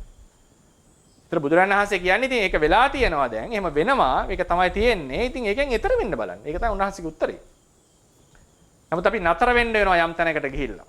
ඒතකොට ඒ නිසා තමයි කියන්නේ තේජෝ සහ ආපෝ වායෝ විතරක් තිබුණොත් මේ රූපම ස්වභාවය මොනවත් හැදෙන්නේ නැහැ. මේ එකක්වත් ප්‍රායෝගික නැහැ. මේ වෙන වෙනම සත්වයෝ පුද්ගලයෝ කියනවා ප්‍රායෝගික නැහැ. ඒ නිසා ඒක විය නොහැකි කියන තැනට අපි එන්නේ එසේ විය යුතුයි කියලා කලින් තීරණයක ඉන්න නිසා. ඒක වැටෙන්නේ doctrine of necessity කියන තැනට. අනිත් දෙකත් ඒ කියන්නේ by chance සහ design. ඒක ඉතින් වෙනම ගියොත් එහෙම ඇයි ඒකට ඒ කියන්නේ ඒක තුනටම හේතු සාධක තියෙන තුනක්. ඉන්ටෙලිජන්ට් ඩිසයින් කියන එකට ඒ කතා කරන කෝණයෙන් ගත්තම ඒ කියන්නේ බලවත් සාධක සහිතව කතා කරනවා. බටරි දර්ශනය හැටියට. ඒක අපි වෙනම පස්සේ දවසක හේතුඵල න්‍යාය කතා කරන දවසක කතා කරමු. මට කියන්න ඕනුනේ අපි මෙහෙම කියන්නේ මෙහෙම වුන් නැත්තම් එහෙමනේ කියන්නේ මෙහෙම වුන් නැත්තම් මෙහෙම වෙනවා. මෙහෙම වෙන්නේ නැහැ. ඒ නිසා විය නොහැකි කියලා කියන්නේ ඔය කෝණයෙන් කියලා මතක තියාගන්න. ඔය කෝණේ. ඕක චිත්තචෛසිකයෙන් විස්තර කරනකොට ලොකුවට අපි කතා කරා. විශේෂයෙන් සර්ව චිත්ත සාධාරණ චෛතසික 7 ඇයි සෑම සිතකම පැවතිය යුත්තේ? පවතිනවනේ අපි ධර්මයේ හැටියට. ඇයි පැවතිය යුත්තේ කියන එක විස්තර කරන්න ඔය ක්‍රමයට. අහලා තිනේ ඒකාග්‍රතාවය අරමුණෙහි ගත හැකි එක් ආකාරයක පිහිටන ස්වභාවික. අපි ධර්මයේ ඉගෙන ගත්තා අහලා තිනේ. ඒ ස්වභාවයේ තිබුණ නැත්නම් රේරුකාණ සංසය එහෙමද කියන්නේ? දොඩංගොඩ බදාගත්ත මිනිස්සයාට වගේ එකක්වත් අල්ලගන්න බැරි වෙයි. ඒ කියන්නේ සිතෙන් හරියට අරමුණක් ගන්න බෑ. ඒ නිසා ඒකාග්‍රතාවය අනිවාර්යෙන් සිතක තිබිය යුතුයි. මොකද්ද මේ කියන්නේ? අරමුණක් හරියට ගනිමින් සිතක් පහළ වෙනවා කියන එක පිළි අරගෙන. ඒක එසේ විය යුතුයි කියලා නිෂ්ඨාවට පැමිණිලා මේ කියලා දී. කොහොමද පිළිහිట్లా දෙන්නේ? මේ ලෝකයේ ගවන්න ධර්මතා ටිකක් තියෙනවා. ඒ ධර්මතා යටතේ මේක විස්තර කරනවා. ඒතර ඒ ධර්මතාවය මොකක්ද කියලා ඉස්සෙල්ලා තේරුම් ගන්නට. ඒ නිසා තමයි මේ ඔය මෙහෙම වුන් නැත්තම් මෙහෙම වුණොත් කියන කතාව වෙන්නේ ඔය මත පදනම් වෙලා කියලා මම කියනවා. ඒතකොට අපි එනවා තේජෝ පඨවි නැති වුණොත් මෙන්න මේ ප්‍රශ්න ටික එනවා. සර්ෆේස් එකක් නැති වෙනවා. ක්‍රියාත්මක වෙන්නට තේජෝ ආපෝ වායෝ තිබුණොත් එහෙම ඒ ශක්ති පැකට් වගේ ඒවා එකිනෙක විනිවිද යන ප්‍රශ්නයකට මතුවෙනවා. වායෝ සහ ආපෝ වල රූපයට ඇති කලාපෙට ඇති දායකත්වය. මොකක්ද දැන් පැහැදිලි. ආපෝ වායෝ තිබුණ නැත්තම් මොකද වෙන්නේ? හැකිලෙනවා. ආපෝ තිබුණ නැත්තම් පුපුරනවා. පුපුරනවා ඒක. අයි වායෝ විතරක් නෑ. කියන්නේ එහෙම කියන්නේ ආපෝ නැතුව වායෝ විතරක් තිබුණ පුපුරනවා. අයි එයා පැත්තට බලයක් තියෙනවනේ. වායෝ නැතුව ආපෝ විතරක් තිබුණොත් සම්පූර්ණයෙන් හැකිලෙන්න පටන් ගන්නවා. බිඳ වැටෙනවා කියලා කියන්නේ ඒකට. ඒක බිඳ වැටෙනවා. මේ දෙන්නා දෙපැත්තට තිබුණම තමයි යම් කිසි ක්‍රමයකට මේක පවතින්නේ. යම් කිසි ක්‍රමයකට පවතින්නේ. එතකොට රූප කලාපයි කියවනම් කොට. රූප කලාපයේ අවකාශයේ යම් ඉඩක් ගන්නා දෙයක් ලෙස පෙනී සිටීමට ප්‍රධානම දායකත්වය ලැබෙනුයේ වායෝ වලිනි. ඉඩක් ගන්න බවනේ. ආපෝ ආවේ ඒක යම් කිසි හැඩයකට ගන්න නතර කරපු එක. ඉඩගත්තේ වායෝ වලින්. පුම්බවපු නිසා ඉඩගත්තේ. අවකාශයක පැතිරෙන්නේ. ඒ නිසා වායෝ වලින්. වායෝ වලින් පඨවි ධාතු පුම්බවන කල්ලි එනම් තද ගතිය අවකාශයේ යම් ප්‍රදේශයක හැසිරෙන්නට පටන් ගනී. තද ගතිය යන්නට හැඩයක් නැත. ඒ හුදු ගති ස්වභාවයක් පමණි. එම තද ගතිය යම් අවකාශයක පැතිරී පවතිනුයේ වායෝ වසින් පුම්බවන ලදුවය. එම පිම්බවීම හෙවත් රූප කලාපයේ අභ්‍යන්තර ලක්ෂයට විරුද්ධ දිශාවන්ට ඇති බලය තේරුම් ගත යුත්තේ තද ගතිය අවකාශයේ පැතිරෙන්නට හේතු බලයක් ලෙසය. තද ගතිය අවකාශයේ පැතිරෙන්නට හේතු බලයක් තමයි වායෝ කියන්නේ. රූප කලාපයේ අවකාශයේ යම් ඉඩකට සීමා වී ඇත්තේයි. ඉඩක් ගත්තේ වායෝ. හැබැයි යම් ඉඩකට සීමා වුණේයි. අනිත් පැත්තට බලය ආපෝ වල බලපෑම නිසා. ආපෝ නොමැති නම් තද ගතිය අවකාශයේ යම් ප්‍රදේශයක සීමා වී පැවතිය නොහැක. පැවතිය නොහැක. ආපෝ සහ වායෝ යන ධාතු දෙක එකිනෙකට ප්‍රතිවිරුද්ධ ලක්ෂණ පෙන්눔 කරන අතර ඉන් එකක් හෝ නැති වූ කල්ලි රූප කලාපයේ ද්‍රව්‍යයක් ලෙස ස්ථාවර නොවේ. මන්දයත් වායෝ නොමැතිව ආපෝ පමණක් පැවතියොත් කලාපයේ අභ්‍යන්තරයට හැකිලියයි. අනික් අතට ආපෝ නැවතිව වායෝ පමණක් පැවතියොත් යමක් සියලු දිශාවන්ට පුපුරා යන්නාසේ සියලු දිශාවන්ට පුපුරා යන්නාසේ පඨවි අවකාශයේ හැම දිශාවකටම විසිරිය. ඒක තල්ලු වෙනවා. මේ අර පඨවිය කියන එක ගති ස්වභාව දෙයක් කියලා වගේ ගන්න. මේක ප්‍රායෝගිකව එහෙම නෑ. මොකද හේතුව එහෙම හම්බ වෙන්නේ නැහැ. මේ විස්තර කරන්න එන්නේ දැන් අපිට පැත්තේ. නැත්නම් හොත් පඨවිය විසිරෙන්න මොකද්ද පඨවිය කියලා අහන්න බලන්න කෙනෙක්. නේද? මේක තමයි තියෙන අමාරුව. මේ පැත්තෙන් යනකොට තියෙන අමාරුව. මේ පැත්තෙන් යනකොට තේරෙ හරි ලේසි. ඊට පස්සේ දැන් ඔන්න අපි උපකල්පනයක් ගන්නවා. ආපෝ සහ වායෝ යන ධාතු දෙකට දෙකම නැතිව පැවති පඨවියට පැවතිය නැහැ. දැන් මේ දෙක දැන් තද කරනවා අල්ල ගන්නවා විසෙක් කරනවා දැන් හරි. එක්කෙනෙක් තිබුණොත් හරිද ප්‍රශ්න පැහැදිලි. ආපෝ නැතුව වායය තිබුණොත් වෙන්න බෑ වැඩි ප්‍රශ්නයක්. වායය නැතුව ආපෝ තිබ්බොත් ඒත් ප්‍රශ්නයක්. දෙකම නැතුව තිබුණොත් මොකද? දෙකම නැතුව තිබුණොත් හැඩයක් නැතිව. සීමා සහිත බව නැති වෙනවා. එකිනෙකට වෙන් කරපු හැඩයක් සීමාවක් ඇවිල්ලා තියෙන්නේ. දේවල් වෙලා තියෙන්නේ ආපෝ සහ වායෝ නිසා. ආපෝ සහ වායෝ ධාතු දෙකම නැති විදිහට පඨවියට පමණක් පැවතිය නොහැකිද? පඨවිය විතරක් හිතමුකෝ. ආපෝ සහ වායෝ බලපෑමට පඨවිය ලක් නොවූ කල්ලි අවකාශයේ ඉඩක් ගන්නා ද්‍රව්‍යමය ස්වභාවයක් ඇති නොවේ. එසේ වූ කල්ලි අපට දිස්වන හැඩතලාදී කිසිවක් පැවතිය නොහැක. එලෙසම තද ගතිය නම් වූ පඨවිය ඒ තැන්වල පිළිවෙලක් තොරව පවතුණු අතර වෙන් වූ ද්‍රව්‍ය නොපවතුණු ඇත. සජීවී සහ අජීවී ද්‍රව්‍ය ලෝකයේ පැවැත්ම සම්පූර්ණයෙන් බිඳ වැටේ. අංශුව ඇති වෙනකොට. ආපෝ සහ වායෝ නැති කලේ තේජෝ පමණක් පැවතීමද මෙසේම දත යුතුය. ආපෝ සහ වායෝ නොමැතිව පඨවි සහ තේජෝ යන ධාතු දෙක පමණක් පැවතියද එලෙසටම තද ගතිය සහ ඇසුරු කරන උෂ්ණය හෝ සීත ගතිය පිළිවෙලකින් තොරව ඒ තැන්වල අවකාශයේ පවතුන ඇත. හැඩයක් කියලා දෙයක් අපිට එන්නේ නැහැ. මේක බිඳ වැටෙනවා. ඒ නිසා මේ ධාතු හතරම එකිනෙකට උපකාර කරමින්මයි පවතින්නේ. ඒ පවතින තැන අවකාශය ඒ අවකාශයේ යම් ප්‍රදේශයකට සීමා වෙලා පවතිනකොට ඒ ධාතු මිටියට ඒ රූප මිටියට කියනවා ථේරවාදීන් රූප කලාපය කියලා. රූප කලාපය තුල සතර මහා ධාතු වල අන්‍යෝන්‍ය උපකාරත්වය. මේක අපි අවසන් කරනවාද පාඩම. කලාපයක් කියලා කියන්නේ අවකාශයේ යම් මිඩක් ගන්න සතර මහා ධාතුන් නිසා පැනවෙන දෙයක්. මේ ඇත්තරම තියෙන්නේ සතර මහා ධාතුන් එකිනෙකට උපකාර කරමින් පවතින. එකක් හරි නැති වුණොත් දැන් අපිට පැහැදිලි මේක පවතින රූප කලාපයේ පවතින. රූප කලාපයේ පවතින්නේ නැහැ කියලා කියන්නේ ඇත්තටම රූප කලාපය කියලා දෙයක් නෙවෙයි. සතර මහා ධාතුවට පවතින්න බෑ ඇත්තටම. ඔවුනොන්ට උපකාර කරමින්. සතර මහා ධාතුවට පවතින්නට බෑ. ඒ නිසා ඔවුනොන්ගේ උපකාරය අත්‍යවශ්‍යයි. එකදුව මහා භූතයක උපකාරය නැති වුණොත් ඒක නැති වෙනවා. ඒ අන්‍යෝන්‍ය උපකාරයේ තමයි අපි ප ဋ ාණේ කියවන්නේ. බලන්න ඒකං මහා භූතං පටිච්ච තයෝ මහා භූතා තයෝ මහා භූතේ පටිච්ච ඒකං මහා භූතං ද්වේ මහා භූතේ පටිච්ච ද්වේ මහා භූතං. එක් මහා භූත ධර්මයක උපකාරයන් අනෙක් මහා භූත ධර්ම තුනද ඉතිරි මහා භූත ධර්ම තුනක උපකාරයෙන් අනෙක් ඉතිරි මහා භූත ධර්මයේද මහා භූත ධර්ම දෙකක උපකාරයෙන් අනෙක් මහා භූත ධර්ම දෙකද පවතී. එකිනෙකට එකිනෙක උපකාර වේ. තුනක් එකට එකක් තුනට දෙකක් දෙකට. සම්පූර්ණ එකිනෙකට උපකාරයි. ඒකම ප ဋ ාණේ නිද්දේශ වාරයේ තියෙනවනේ.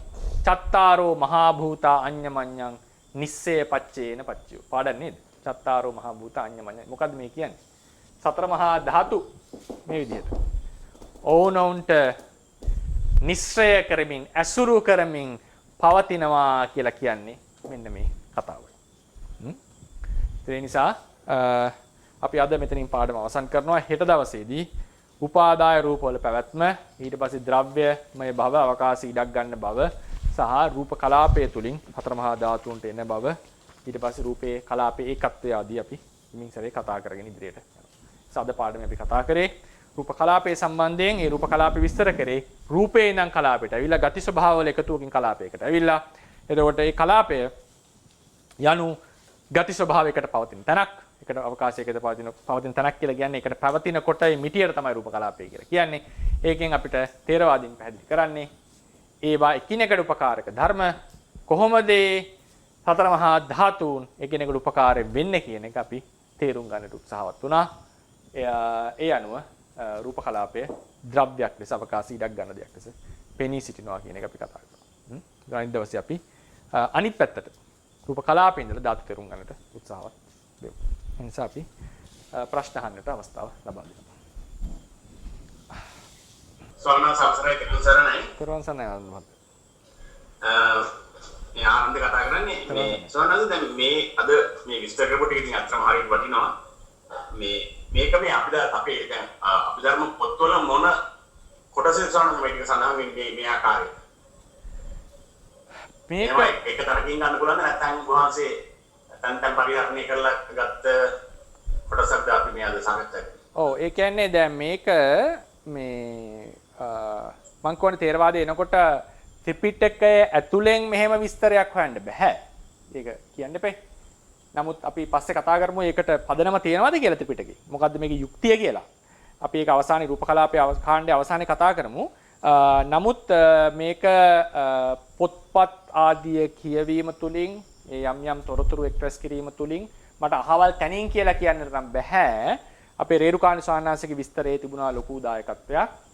ඊට පස්සේ යම් යම් තොරතුරු එනවනේ මේ ධාතු වල මේ දායකත්වයේ ඇත මේ ගති ස්වභාවය ඇත කියලා එනවනේ තැන් තැන් වල ඒවා වල එකතු කරලා ගොඩනගා ගත්ත දෙයක්.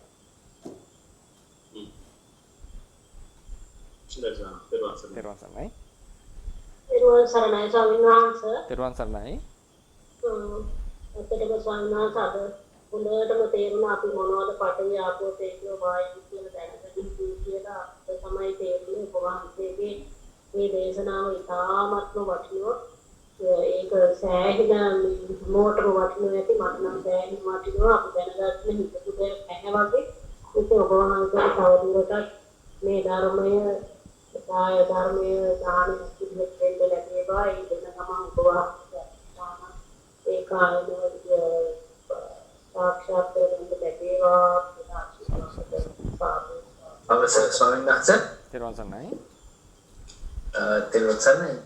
ශංකර කියලා ගිහි කෙනෙක් කතා කරන ස්වාමීන් වහන්සේ මට දැනගන්න ඕනේ ස්වාමීන් වහන්සේ දැන් එතකොට දැන් අජටාකාශය කියන එක ගත්තම එතනදී ඔය දැන් ගති ස්වභාව හතර කියන්නේ පඨවි ආපෝ තේජෝ වායෝ කියන හතර එකතු වෙලා කොහොමද කියන්නේ අජටාකාශය කියන්නේ තනිකර හිස් දෙයක් විදිහට ගණන් ගන්න ඒක ඇතුලේ එක තැන්වල රූප කලාප කියන්නේ ගති ස්වභාවවල එකතු වෙලා රූප කලාප හැදිලා රූප ශරීරයක් වගේ එකක් ඒවා එහෙම වෙනවා කියලාද අපි තේරුම් ගන්න ඕනේ කියලා පොඩ්ඩක් පැහැදිලි කරන්න වටනවා. ඒ කියන්නේ සාමාන්‍යයෙන් සම්පූර්ණයෙන් හිස් කියලා කියන්නේ නැහැ. ඒ කියන්නේ මොනවා හරි මේ සියුම් තියෙන බව තමයි දැන් උදාහරණ චන්ද්‍රාලෝකයේ සූර්යාලෝකේ එනවා කියලා කියන්නේ. එතන පවා මේ සතර මහා ධාතු තියෙනවා කියලා කියනවා. අර අපේ දත් මහත්කත් මතක් කරේ. ඒක මේ විද්‍යාවෙත් කියන එක අංශුවක් කියලා.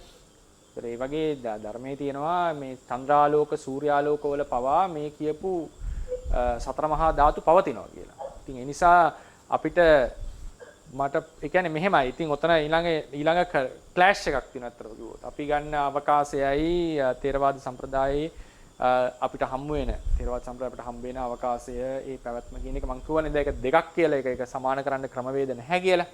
ඉතින් ඒ ක්‍රමයෙන් බැලුවම අපි දැන් අද තියෙන අජටාකාශයෙන් බැලුවම මේ අපේ දැන් මේ තියෙන සතර මහා ධාතු අද තියෙන අජටාකාශයට පොත්පත්වල අපි තියෙන එකට ගන්න නැතුව අද තියෙන එකට අපි බහලා බැලුවොත් එතන උනත් දැන් අපිට දැන් පේනවානේ දැන් තරුවල ආලෝකය ඊට පස්සේ මොනවද සූර්යාලෝකය මේ හැමතැනම තියෙනවානේ ඒ ආලෝකය එහෙම එනවානේ ඊට පස්සේ තවත් ඔය සියුම් අංශුම තියෙන ඉතින් ඒ පවතින සියලුම දේවල් හතර මහා ධාතු දැන් දිව්‍ය ලෝක වගේ ඒවා කතා කරාම මේකේ තියෙන ඊටාම සියුම් සතර මහා ධාතුවක් කියලා කියන්නේ ඒ දිව්‍ය ලෝකවල කියනකොට ඉහළ පොත්වලතල තියෙන ඉහළ දිව්‍ය ලෝකවල ආයත පහළ දිව්‍ය ලෝක වලට ඉහළ දිව්‍ය ලෝක පේන්නේ නැහැ. බ්‍රහ්ම ලෝක වලත් එහෙමයි. පහළ බ්‍රහ්ම ලෝක වලට ඉහළ බ්‍රහ්ම ලෝක පේන්නේ. ඉන්නේ සියුම් වෙනවා කියන රූපේ. ඉන්නේ සියුම් රූපයක් බවට පත් වෙනවා. ඉතින් එහෙම ගත්තම අපි එතනට ගියොත් එහෙම සමහර විට පේන්නේ නැති වෙයි. මොකක්වත්. මං කියන්නේ බැරි වෙලා හරි ගියා කියන්නේ කවුරු හරි. පේන්නේ නැති. මොකද ඒක සියුම් එකක් නිසා. ඉතින් ධර්මයේ තියෙනවනේ ඒ කට්ටිය මහා පෘථිවියට ආ මේක එකපාරක් දෙවි කෙනෙක් අර තියෙන කතාවක් එයා මේ දිය වෙනවනේ පොළවේ. ඒතර බුදුරණන් වහන්සේ කියනවා මේ ශරීරය ඝන කරගන්න කියලා. ඒ දෙවියට ඒක තේරෙලා නැහැ. එයා හිට ගන්න එයා නිකන් වතුරක් වගේ දිය වෙනවා කියලා. හරි. ඉතින් ඒ කියන්නේ ඒතර අහන්න පුළුවන් කෙනෙක්ට ඒ පොළොව හරහා ගියේ නැත්තේ කියලා. නමුත් ඒක දිය වුණා. ඒ කියන්නේ එයා හිට ගන්න ගියාම මෙයා වුණා කියලා කියන්නේ. ඉතින් ඒතකොට කියනවා එක තැනක මේ මොනවද ශරීරය ඝන කරගන්න කියලා. ඊට පස්සේ ඉතින් ඒ වගේ මේ එක සියුම් මට්ටම එන්න වැඩි වෙනවා මේ. ඒ නිසා අර හිස්ම අවකාශය කියලා එකක් අර මොකක්වත් නැති හිස් බව කියලා එකක් ගැන හිතනම දැන් හැබැයි ධර්මයේ පොත්පත්වල තියෙන හැටියට ගත්තොත් යම්කි සීමාවක් තියෙන අරූප තලයයි යට තියෙන වායු ධාතුවයි. එතනින් එහාට මොකක්වත් නැහැ කියලා කියන්නේ. මොකක්වත් නැහැ කියන එකේ තේරුම මොනවත්ම නැද්ද නැත්නම් මේ අංශු සහිතව මොකක් ජීවියක් නැද්ද කියන එක මම දන්නේ නැහැ. ඉතින් කෙලවරක් නැහැ කියලා කියන්නේ සතර දිශාවට විශ්වය කියන එක. ඉතින් ওই විදිහට ගත්තම මේ අජටාකාශයේ නිකන් අපිට පේන මට්ටමින් හිස්සුනා කියලා එකක් නැහැ. ඉතින් සියුම් රූප තියෙන්නට පුළුවන්. මට ඉතින් ස්ථිර උස්තරයක් දෙන්න බෑ. හැමතැනම රූප තියනවාද එහෙම නැහැ. දැන් ලෝක විනාශය වුණාම යම්කිසි සම්පූර්ණ නැති වෙනා නේ. ඔක්කොම දැවිලා අළු වෙලා ගියත් යම්කිසි ගති ටිකක් තියෙනවා රූප ටික. ඒ ටිකෙන් තමයි නැවත ඔය ඔක්කොම ඒ ටික තමයි එකතු වෙලා ආපහු හැදෙනවා කියන්නේ. ඒ නිසා මේ ඒක කන්ඩෙන්ස් වෙලා. ඒක මොකද කියන්නේ? ඒක ඝන භූත වෙලා මේක හැදෙනවා කියන්නේ. ඉතින් ඔය විදිහට ගත්තම රූපයෝ සම්පූර්ණයෙන් නැහැ කියලා කියන්නට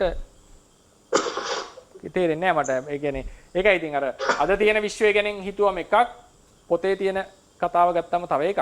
ඉතින් ඒක උඩ ඔහොම උත්තරයක් තමයි මට දෙන්න තියෙන්නේ.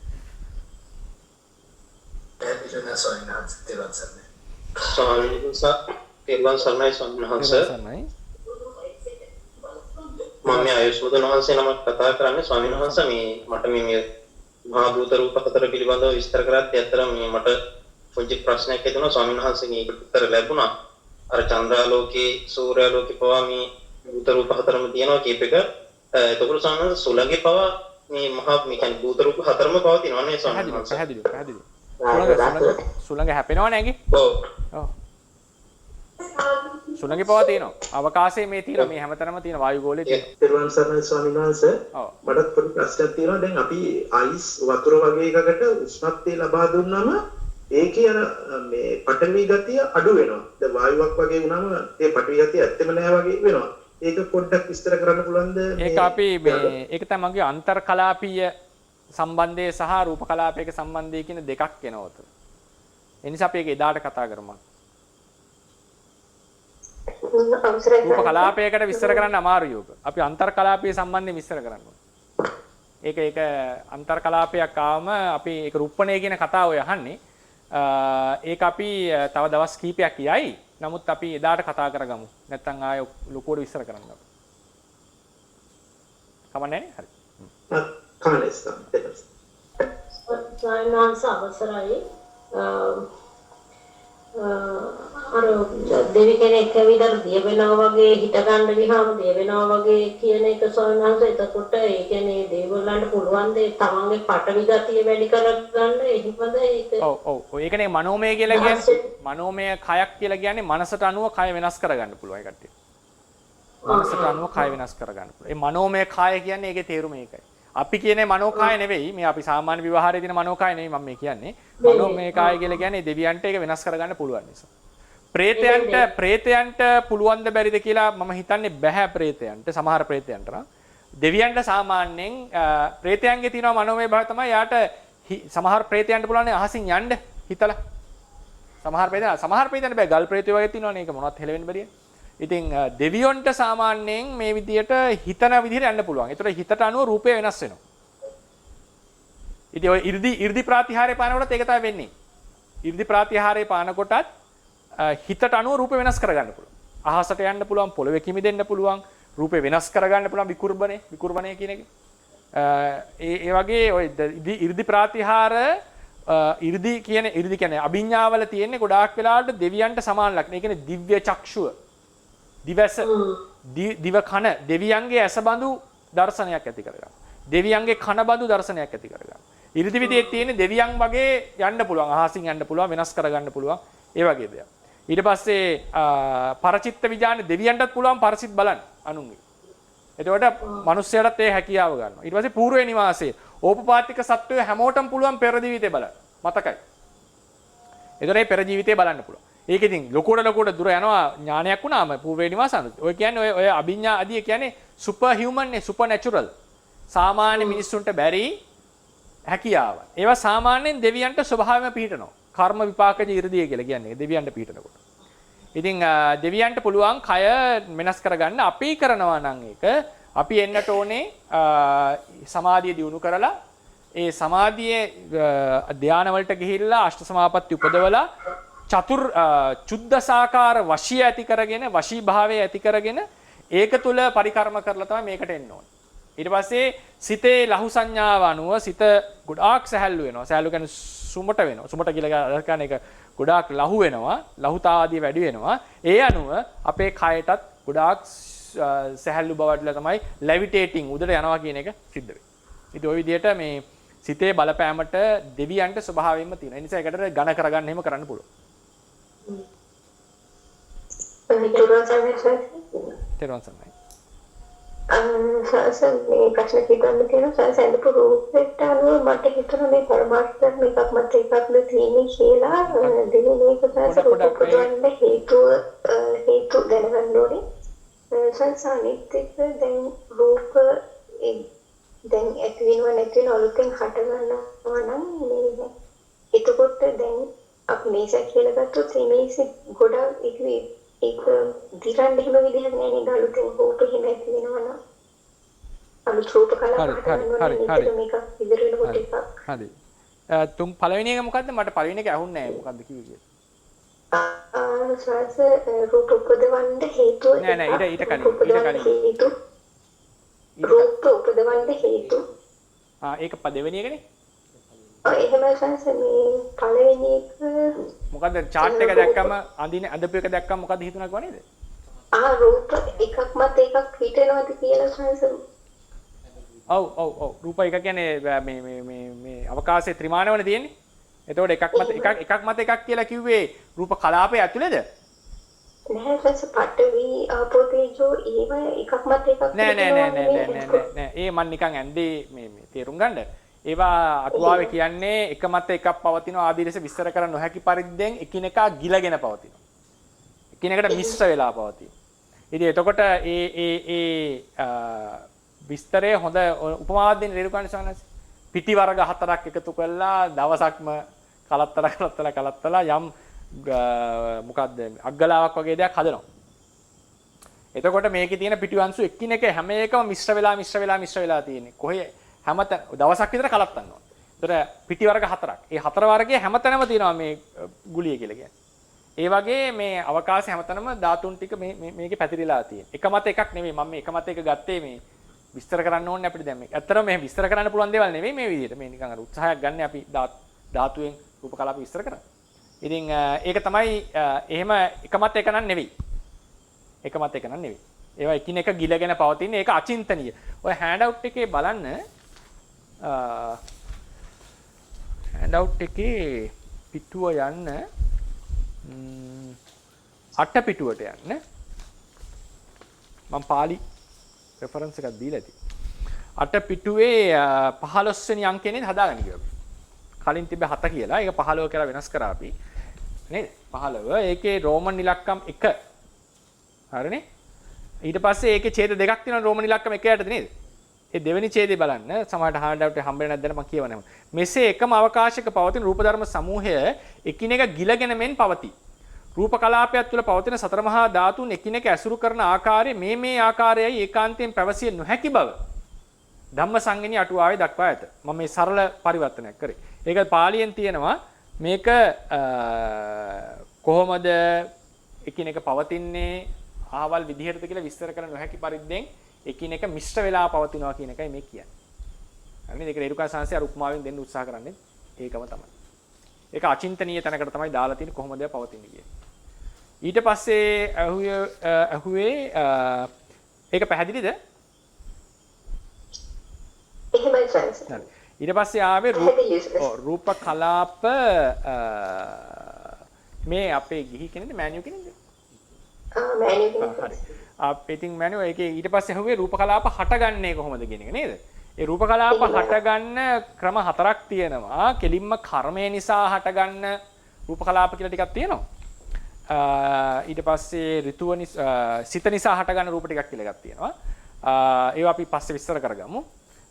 දැන් මේ තියෙන රූප කලාපේ ඉස ඕජාව. ඔයකේ තියෙන ඕජා කියලා එකක් තියෙනවා. ඒකෙන් හටගන්න. ඒකත් විශේෂ රූප ටික. ඒකත් ඒ ටිකත් පැත්තට දාමු. ඕකේ තියෙන තේජෝ ධාතුව කියලා එකක් තියෙනවා. ඒ තේජෝ ධාතුව නිසා දැන් මෙතන තියෙනවා නම් කොහොමද කියන්නේ? මෙතන රූප කලාපයක් තියෙනවානේ. මේකේ තියෙන තේජෝ ධාතුව හේතු කරගෙන මෙතන තව රූප කලාපයක් ওই විදිහටම හටගන්නවා. හරිනේ? තව රූප කලාපයක් ওই විදිහටම හටගන්නවා. මම යදින්නේ නිකන් පේන එකට. ඒතකොට මේක අලුතෙන් හටගන්නවා. මේක නිසා හටගත්තා කියලා කියන්නේ. හරිනේ? කොහොමද ඒක හටගත්තේ? මේකේ මොකක් හරි ගියාද මොනවද? එහෙම මොනවත් විස්තරයක් නැහැ. මේක ඇතිකල්ලි මේක හටගනි කියලා විස්තර කරා. එතකොට ඒකට සාධකයේ ලෙස ථේරවාදය කියන්නේ තේජෝ ධාතු. තේජෝ ධාතුව නිසා මෙන්න මේ විදිහේ තව රූපයක් හට ගන්නවා. එක තේජෝ මේක රූප කලාපයෙන් දෙක තුනක් හට ගන්නවාද? ඒවා අපි පස්සේ කතා කරමු. ඒවල කොහොමද අපි ඒවා ගැන හිතා ගන්න ඕනේ කියලා ප්‍රායෝගිකව. කියන්නේ තේජෝ ධාතුව ඇති කල්ලි තව එකක් හට. ඉතින් ඊට පස්සේ මොකද වෙන්නේ? මේකේ තියෙනවනේ තේජෝ ධාතුව.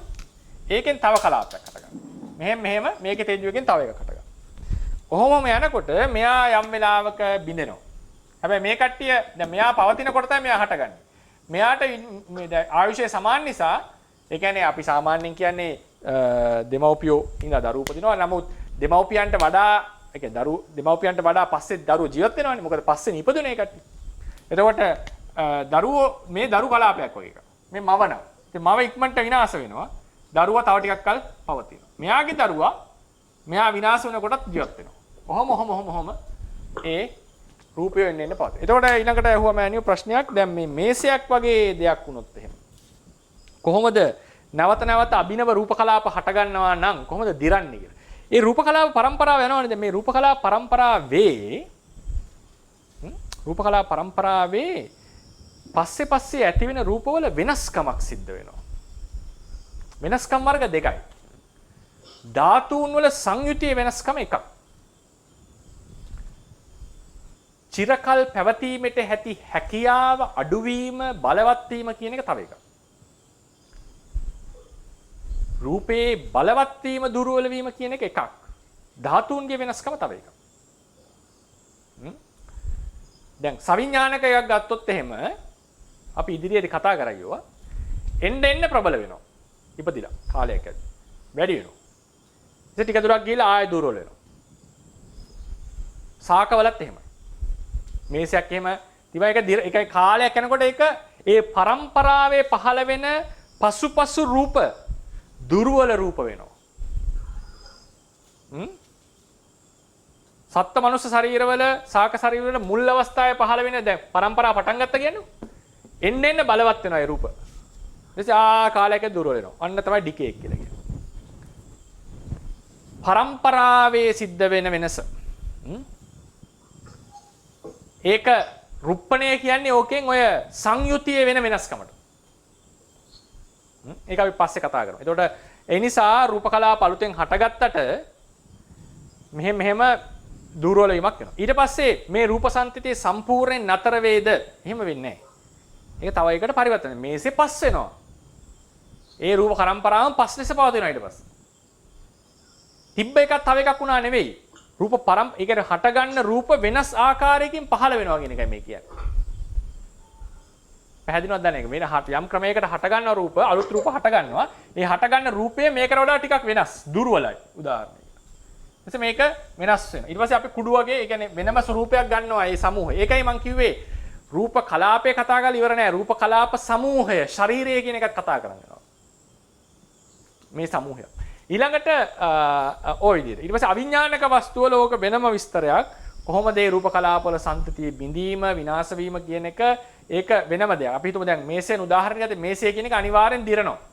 මේසය දිරනවා යනු රූප කලාප අලුතෙන් පහළ වෙන එක නතර වෙනවා නෙවෙයි. මේසය දිරනවා කියලා කියන්නේ ඒ රූප කලාප දුර්වල වෙනවා. එන්නේ. එතකොට ටිකක් දිරපු ගවක් අපිට දැනෙන්න පටන් ගන්නවා. තිබ්බට වඩා වෙනස් ස්වරූපයකට එනවා. ඊළඟට මොකද වෙන්නේ? ඒක වෙන ස්වරූපයකට පත් වෙනවා. වෙන ස්වරූපයකට සම්පූර්ණයෙන් මේක පරම්පරාවේ රූප ගණන අඩුවීමක් වගේ වෙන්න පුළුවන්. ප්‍රමාණ අඩුවීමක් වගේ වෙන්න පුළුවන්. මේකත් ඉතින් අන්තිමට වෙන ක්‍රමයකට විස්තර කරන්න වෙන්නේ. කෙසේ වෙතත් සාමාන්‍යයෙන් ඔය භෞතික රූප පරම්පරාව සම්පූර්ණයෙන් සිඳනවා කියලා එකක් නැහැ. සම්පූර්ණයෙන් සිඳනවා කියලා එකක් නැහැ. පැහැදිලි වුණාද දන්නේ නැහැ. පැහැදිලි වුණා සංස තව ප්‍රශ්න තියෙනවා දැන් තේජෝ රූප කලාපයක් තව රූප කලාපයකට ලඟුණා මේක ඒකේ තේජෝ වැඩි වෙනවා කියවනේ. ඔව්. මේ ඒකට හේතුව මොකක්ද සංස? ඒකට හේතුව රූප කලාපයෙන් පිටතට රූපයේ බලපෑම තියෙනවා. රූප කලාපය අපි කතා කරාට දැන් මේක විදිහටනේ කතා කරන්නේ. මේකෙන් ඉවර නැහැ. රූප කලාපයෙන් පිටතට බලපෑම. ඒක රූප කලාපයෙන් පිටතට බලපෑම තියෙනවා තමයි ඕජා රූපය.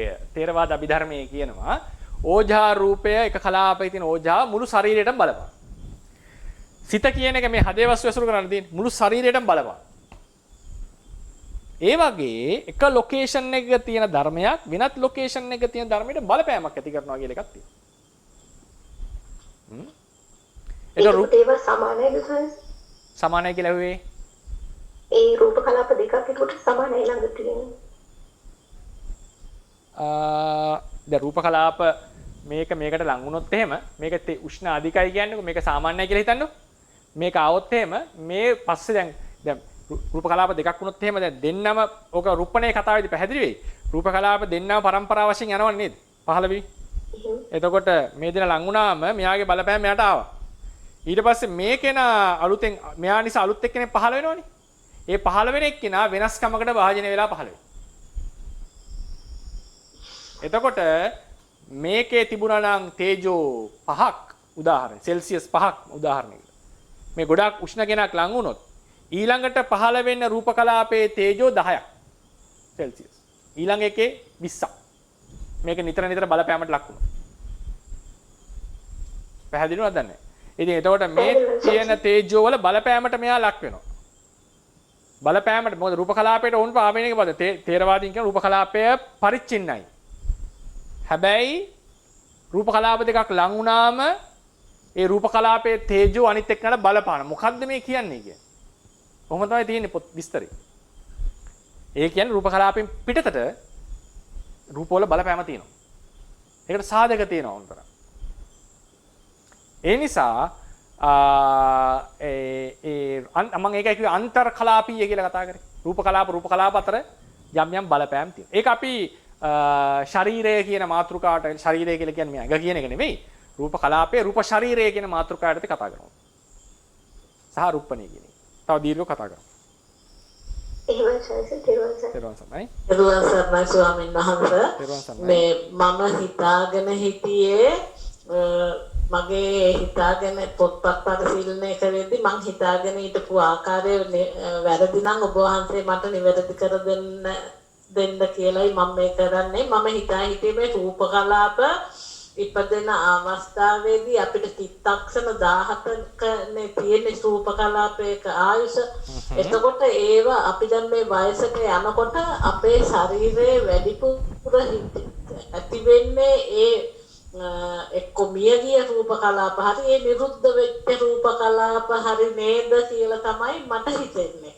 දැන් තරුණ ළමයෙක් තරුණ වයසට එනකොට ඒ කට්ටියන්ගේ අර නිරුද්ධ වෙච්ච රූප කලාප අඩු නිසා ඒ කට්ටිය තරුණ භාවයට එනවා කියලා තමයි මං හිතාගෙන හිටියේ. ඒක මං වැරදි නම් ඔබ වහන්සේ මට ඒක නිවැරදි කර දෙන්න බොහොම පිං. ඒ කියන්නේ දැන් තරුණ කාලේදී රූප කලාප වැඩියෙන් හට ගන්නවා. එහෙම නේද? වයසට යනකොට හට ගන්න. එහෙනම් ඔව් අපේ නිරුද්ධ වෙච්ච රූප කලාප වැඩි නිසා නේද මේ රූප කලාප අපි මේ දැන් වයසට යන්නේ කියලා මට හිතෙන්නේ. දැන් අපේ ශරීරේ මැරිච්ච රූප කලාප වැඩි වෙති. එහෙම කියලායි මං හිතාගෙන හිටියේ. එහෙම තමයි පොත්වල කියන්නේ. එහෙම තමයි පොත්වල කියන්නේ. අනේ ඇති වෙන රූප කලාප නිරුද්ධ වෙච්ච රූප කලාප ප්‍රමාණය වැඩි ඇති වෙන තරුණ කාලේ ඇති වෙන රූප කලාප ප්‍රමාණය වැඩි කියලා. ඉතින් අපි ඕක දැනටම අපි එකපාර උත්තරයක් ගන්න නැතුව හිමින් පාඩම අපි දිගටම යමු. එතකොට මම කතා කරනවා මේ සවිඥානික රූප කලාප සහ අවිඥානික රූප කලාප කියලා වෙනම ඕකේ ඇනලිසිස් එකක් කරනවා. ඇනලයිසිස් කියන්නේ ඒක විශ්ලේෂණයක් කරනවා. ඒකෙදි සමහර ලාවට ඔය සාමාන්‍යයෙන් ඒ කියන්නේ යම් යම් කරුණු සම්බන්ධයෙන් තව පැතිකඩ කීපයකින් බලනවා අපි. එතකොට අපි එදාට අපි ඕක කතා කරමු. දැන් විශ්ලේෂණය කරන්න නැතු. ඒක අනිවාර්යෙන් ඇඩ්‍රස් වෙනවා ඒ මාතෘකාව ඉස්සරහ. වෙනම මාතෘකාව වශයෙන් දවස්ක් විතර අරන් කතා කරනවා. මැරෙනකොට තේජෝ ධාතුවක් වෙනවා කියලා? එහෙමයි. මැරෙනකොට තේජෝ ධාතුව යනවයි කියන්නේ අපේ ජීවිත ඒ කියන්නේ ආයු උස්මාච විඥානං යදා කායං ජහන්තිමං අපවිද්දෝ තදාසේති පරභත්තං අචේතන. ඕකනේ කියන්නේ දේශනා ත්‍රිපිටක පාලින වචනය. ආයුෂය උස්මා කියන්නේ උෂ්ණය. ආයු උස්මාච විඥානි මේ තුන යදා කායං ජහන්තිමං මේ කාය යම් කලයක මේ කට්ටිය කය අතහරීද අපවිද්දෝ තදාසේති. ඒ කාලේ අපතහරලා දාපු දර කොටගෙන පරභත්තං අචේතන. මොකද ඉන්නේ අනුත්ත කෑම වෙනවා සතුන්ට. පරභත්තං අචේතන. රූප කය අපේ. ඒතර මරණයට හේතු තුනක් කියනවා ධර්මයේ හැටියට. ආයු කියන එක විස්තර කරන්නේ මොකක්ද ආයුෂය කියලා කියන්නේ? ලයිෆ් ස්පෑන් කියන එක නෙවෙයි මෙතන ආයුෂය කියන්නේ. තේරවාදීන් කියන්නේ අපේ ජීවිතය රූපකය සහ නාමකය දිගින් දිගට පවත්වන තියෙනවා ජීවිතේන්ද්‍රිය කියලා බලයක්. ඒක වයිටැලිටි කියලා කියන්නේ. ඒක රූපයේ තියෙන වයිටැලිටි එක නැති වෙනවා. ඔය ප්‍රාණඝාත කරනකොට අපේ හිතේ අරමුණ වෙන්නේ ඒක. පණ තියනවා කියලා අපි හිතන්නේ. ජීවත් වෙන කෙනෙක් කියලා අපි හිතන්නේ. ඒ යම් රූප කලාප කොටසක් කියලා කියන්නේ. රූප කොටසක්. ඒක කර්මය නිසා හටගන්න. ඊට පස්සේ උස්මා කියලා කියන්නේ අපේ ශරීරයේ පවතිනවා. ඒක අපි කර්මජ කලාප කතා කරනකොට කතා කරමු. කර්මය නිසා උපන්න උෂ්ණයක් තියෙනවා. ඒ උෂ්ණය තමයි මේ රූපකය නරක නොවි පවත්වනවා කියලා පොත්වලදී. යම් උෂ්ණයක් කර්මය නිසා උපන් උෂ්ණ. ඒක මරුණම නැති වෙනවා. මරණම සාමාන්‍ය සීතල වෙනවා කියනවා නේද ශරීරේ. එතකොට ඔය තමයි උෂ්ණය. ඒ પરම්පරාව, ඒ කර්මජ પરම්පරාව දිගින් දිගට පවතිනවා. ඒක විශේෂයෙන් ගත්තම ජීවිත නවක પરම්පරාව. හැම කර්මජ කලාපයකම තියෙන තේජෝ ධාතුර මේක කියත හැකි. විශේෂයෙන් ජීවිත නවක પરම්පරාවක් මුළු ශරීරයේ පුරාම පැතිරිලා තියෙනවා. ඒක પરම්පරාව නතර වෙනවා. ඊට පස්සේ විඥානය කියන්නේ විඥාණයට පවතින්න බෑ. විඥානය මෙතන අවසානයේ නිරුද්ධ වෙලා වෙන තැනක පහළ වෙනවා. මේ තමයි මරණය. එතකොට ඔය උස්නේ නැති වෙනවා කියලා කියන්නේ මේ කලාපයක තියෙන තේජෝ එළියට යනවා කියන එක නෙවෙයි. එතකොට ගන්න ඕනේ මේ ශරීර ඒකත්වය. ශරීරයේ එකක් කියලා ගන්න ඕනේ. ඔය ඒකත්වණයි කියන එක වැදගත් වෙන්නේ අපි ඒකනේ. ඒකත්වණයි. ඒ කියන්නේ එකක් ලෙස ශරීරය ගන්න. රූප කලාපේ එකක් ලෙස ගත්තනේ. දැන් අපි කතා කරනවා රූප කලාපේ ඒකත්වය ගන්නවා. රූප තමයි මිටියක් තමයි තියෙන්නේ. පරමාර්ථයක් නෙවෙයි. නමුත් ඒකත්වයෙන් වැඩ කරනවා. ඒ වගේම රූප කලාප ගොඩක් කියලා ශරීරයේ ඒකත්වය වැඩ කරනවා. ඒ ශරීරයේ හැමතැනම තේජෝ ධාතුව අධික රූප කලාප ටිකක් තියෙනවා. සියුම් රූප කලාප ටිකක්. ඒක කර්මය නිසා හටගත්තේ. මේක නතර වෙනවා. මොකද හේතුව කර්මය විපාක දීම නතර වෙන නිසා. කර්මය තමයි මේ ජීවිතේ ඉන්ධනය. කර්මය විපාක දෙන එක නතර වෙන කර්මයකට අවස්ථාව හම්බෙලා ප්‍රතිසන්දි ලබා දෙන්න. ඉතින් ඒ කර්මයෙන් උපදවන තේජෝ ධාතුව නතර වෙනවා. ඒ රූප කලාපේම නතර වෙනවා. උපදින પરම්පරාව නතර වෙනවා. ඒකට කියනවා උෂ්ණය මේ කය අතහැරියා කියලා. ඒක තමයි ඔය අහලා තියෙන කතාව.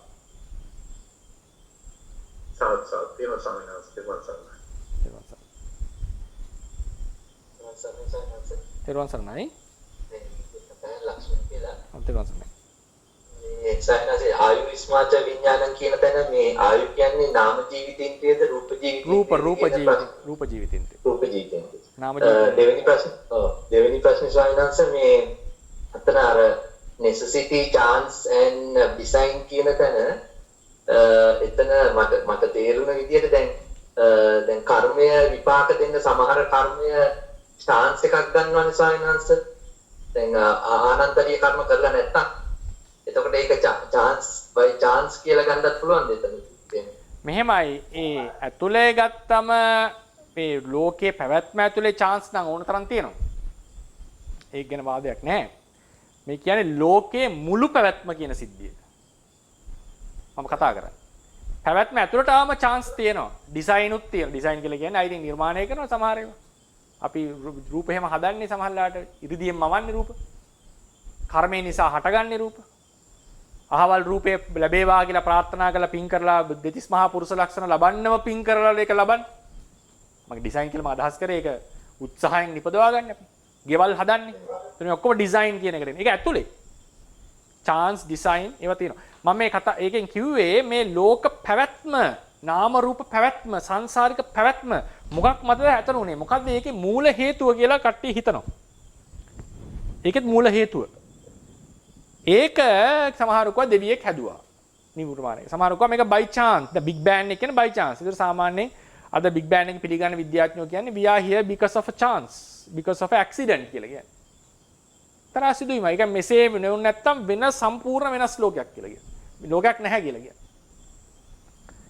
ඊට පස්සේ දැන් මල්ටිවර්ස් කියලා තියෙනවානේ. බහු යුනිවර්ස් ගැන කතා කරනවානේ.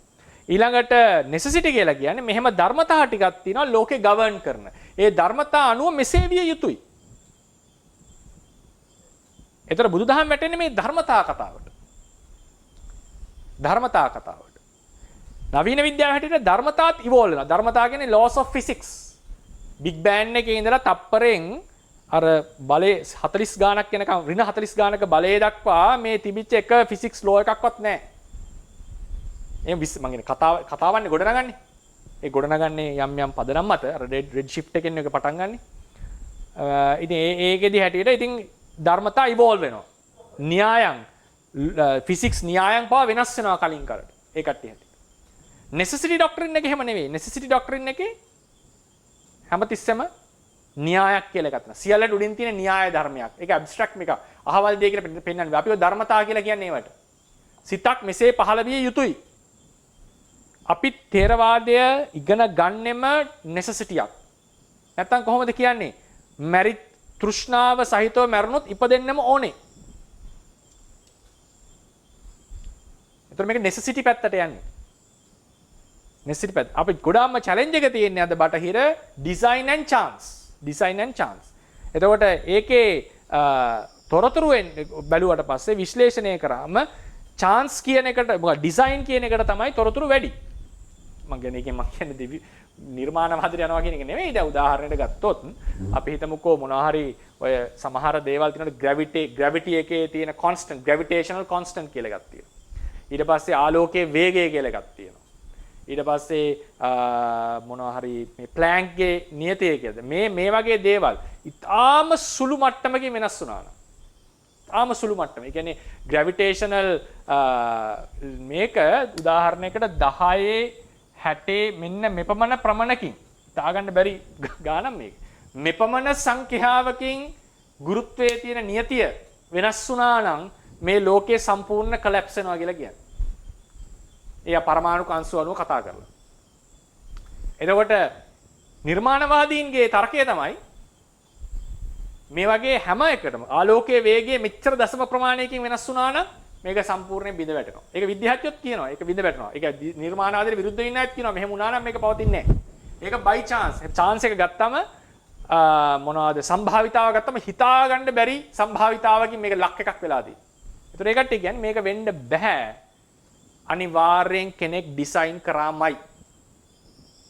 නිර්මාණවාදයට තියෙන හොඳම කියන්නේ ප්‍රබලම සාධකය. ඒකට කියන්නේ ෆයින් ටියුනින් තියරි කියලා. ඔන්න බලන්න ඒක. Fine tuning. ෆයින් ටියුනින් කියන්නේ හැමදේම නිකන් බැලන්ස්ඩ් on edge of a blade. නිකන් හිතා ගන්න බැරි බැලන්ස් එක මේක තියෙන්නේ. මොකක් හරි වෙනස් වෙලා තිබුණා නම් බිඳ වැටෙනවා කියන එක තමයි තියරි. Fine tuning. ඒක තමයි ඉන්ටෙලිජන්ට් ඩිසයින් එකට තියෙන අද තියෙන හොඳම බලවත්ම උපකාරක සිද්ධිය. chance එකට තියෙන්නේ මෙච්චර possibilities තියෙනකොට කොහොමද මෙපමණ ප්‍රමාණයකින් මේක සාර්ථක එකක් නෙමෙයි මේ ගොඩාක් සිද්ධි එහෙමයි. necessity doctrine එකට එන්නේ මොකද්ද? necessity doctrine එකට එන්නේ ඉතින් මේක ප්‍රශ්නයක්වත් එන්නේ නැහැ necessity එකට. necessity කියන්නේ මෙසේ විය යුතුයි. කවුද ඒක තීරණය කරේ නැහැ. ඒක තමයි ලෝකයේ ධර්ම නියාමය. ඒ නිසා මේ තරම් ෆයින් ටියුනින් වෙච්ච දෙයක් පවා වෙන්නට පුළුවන්. මොකද එසේ විය යුත්තේ දැන් අපිට හිතා ගන්න නාම ධර්ම එහෙම ඉගෙන ගන්නකොට තේරෙයි. ඒ කියන්නේ හරිම ලොකු බැලන්ස් එක මේක පවතින්නේ. ඒතර බුදුරජාණන් වහන්සේගේ දේශනාවේ තේරවාදීන් අර්ථකථනය කරන විදිහට ඒක පදනම කියන්නේ නැහැ තේරවාදී මෙහෙමයි කියලා. මොකද මේ වගේ අප්‍රෝච් එකක් නෙවෙයි දාවිලදී ධර්මතාව ගොඩන්නේ කතා කරන්නේ. ඒක වැටෙන ඩොක්ට්‍රින් ඔෆ් නිසිටි. ඒතර මෙසේ විය යුතුයි. පංචද්වාරයන්ට අනතරව චක්කු විඥානය පහළ විය යුතුයි. ඒකට තර්කයක් අපි කියනවා මේ නිසයි කියලා. නමුත් ඒ තර්කයේ පදනම් වන්නේ මෙසේ විය යුතුයි කියලා ධර්මතාවය පිළිගෙනව. මේ කතා කරන්නේ හේතුඵල න්‍යායනුත් එළියට ගිහිල්ලා මම කතා කරන්නේ. ඇයි මෙසේ මෙවන් වූ හේතුඵල න්‍යායක් පැවතිය යුතුයි? ඇයි අවිද්‍යාව නිසා සංස්කාර හටගත යුත්තේ? ඒ කියන කතාව වැටෙන්නේ ධර්මතාව. ඒක විස්තර කරන්න බෑ එතනින් එහාට. ඒතකොට ඒකට ප්‍රතිවිරුද්ධව කියන තර්කය තමයි බටහිර කියන සාමාන්‍ය දාර්ශනිකයෝ. ඒක පිළිගන්න පිරිසක් ඉන්නවා. necessity doctrine of necessity. එනමුත් ඒක ඉලිප්පෙන්නේ නැහැ. ඔක ඉන්ටර්නෙට් එකේ මෙහෙවොත් ඒක වැඩි එන්නේ නැහැ. මොකද ෆයිට් එක තියෙන අර දෙක අතර. design and chance. necessity එක එනකොට ඒකෙදි තියෙන චෝදනා ටික තමයි ඒකට විරුද්ධව කතා කරන එක. එහෙම ධර්මතාවයක් කොහෙද තියෙන්නේ? එහෙම ධර්මතාවයක් ගැන කතා කරන්නේ ඇයි? මොකද්ද පදනම? හරිනේ? කියන එක තමයි ඒකට විරුද්ධව වෙන තර්ක. by chance එකට විරුද්ධව කතා කරන්නේ මම විරුද්ධව කතා කරන්න පැති දිනවනේ දැන් මම ඒක සාමාන්‍යයෙන් කරන දෙයක්නේ. by chance එකට විරුද්ධව කතා කරන්නේ මෙච්චර සම්භාවිතාවක් තියෙදි මේ වගේ දෙයක් උනේ ඇයි අර වගේ දෙයක් නොවි විය නොහැකි. අපි කියන්නේ සමහර ඒ සේනම් විය නොහැකි කියලා අපි කියනවා. අපෝ එහෙමනම් හිතන්නත් අමාරුයි කියලා. අර කන කැස් බෑවා විහසුදුරෙන් අහස බලනවා කියන්නේ නෙවෙයි ඊටත් වඩා හිතා ගන්න බැරි මේකක් මේ තියෙන. උදාහරණයකට මේ සංඛ්‍යාව නිකන් ප්‍රමාණයක් කියලා හිතන්න එපා. දැන් උදාහරණයකට Big Bang Theory එකට එන 3.7 billion නේ billion years. මේ 3.7 billion years වල තප්පර ගාණක් තියෙන්නේ 10 20 බලෙන්. මතක තියාගන්න. තප්පර ගාණක් තප්පර විහිදින මෙච්චරයි ඒ තියරිය හැටියට. ඒ නිසා මේක 10 60 බලය කියලා හිතා ගන්න බැරි ගාණක්. ඒ වගේ ප්‍රමාණයකින් වෙනස් වුණා නම් මේක වෙනස් වෙනවා නම් ඇයි මෙහෙම දෙයක් උනේ? ඒ නිසා මේක chance එකක් විය නොහැකි කියලා නිකන් අර සාමාන්‍ය මනසට හිතෙනවා. අපිට උනත් හිතනවා ඒක හිතද. අපිට උනත් හිතෙනවා. ඊට පස්සේ ඩිසයින් එකට තියෙන විරෝධය තමයි ඩිසයින් එකට ඉතින් දෙවියෙක් මේක කවුරු හරි කෙනෙක් මේක හැදුවා ඒ දේව සංකල්පය ඉතින් දෙවියා කියන කෙනා. ඒතකොට එයාට තියෙන ටියුනින් එක මොකක්ද? එයාගේ න්‍යායල් මොනවද? එයා මොකටද වැටෙන්නේ කියලා වෙන ප්‍රශ්න ටිකක් ඩිසයින් එකට තියෙනවා. ඕක තමයි ඕවට එන එකිනෙක චෝදනා. එකිනෙකට එන චෝදනා. නමුත් බුදුදහම මම එකක්වත් ඔප්පු කරන්නවත් කතා කරන්නවත් නෙවෙයි තොරතුරු ටික කියන්නේ මේ නුවණ හිතන්න පිළිසත. ඒතකොට බුදුදහම වැටෙන්නේ doctrine of necessity කියන පැත්තට ධර්මතා මත පදනම් වෙලයි අපි මේ සියල්ල විස්තර කරන්නේ. ධර්මතාවය අපිට විස්තර කරගන්න බෑ.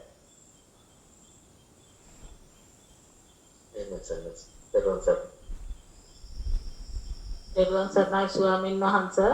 අර මට ඉස්සෙල්ලා අර මහත්තයෙක් කියපු දෙයක් ගැන මට නැවත අහන්න හිතුණා. අර අපි දැන් මරණයටපත් වුණාම අපේ ශරීරයේ තේජෝ ධාතුව ජීවිතේ ඒවා ඉවත් වෙනවා නම් අපි මේ දැන් ශරීරෙ මරණයෙන් පස්සේ කුණු වෙන්නේ අපේ ශරීරයේ ඉදිමෙන්නේ මේ ඒ වෙන්නේ මොන ධාතුව? ඒ තේජෝ ධාතුව නිසා. ඊට පස්සේ දැන් තේජෝ ධාතුව නිසා. තේජෝ ධාතුව නැති නිසා. හරිනේ? ඊට පස්සේ ඒක සහ කරුණු දෙකක්. තේජෝ ධාතුව නැතිවීම සහ විඥාණයෙන් ඇතිවන පච්චාජාත ප්‍රත්‍ය නොලැබීම. කර්මජ චේතෝ ධාතුව නොලැබීම. ඊට පස්සේ ඔතන දැන් එන්න වෙනවා අපි ඒක ඉදිරියට කතා කරනවා. මේ රූප කලාපවල පැවැත්ම මේ පාඩමේ අපි කතා කරනවා. රූප කලාපවල පැවැත්ම ගන්නකොට සජීවී අජීවී කොටස් දෙකකට කඩනවා. ඒ සජීවී අජීවී කොටසේ ශාක.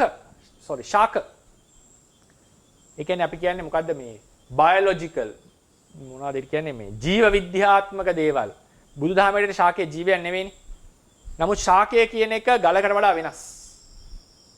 ශාකයේ පරිවර්තනය තමයි ගල හැදෙන්නේ. ඒ කියන්නේ මේ ෆොසිල්ස් එහෙම හැදෙනවා. නමුත් මේ ඒ සම්බන්ධය සමහර තැන්වල තියෙනවා. නමුත් ශාකයේ තියෙන වෙනම ගති. සත්ත්ව ශරීරවල තියෙන වෙනම ගති.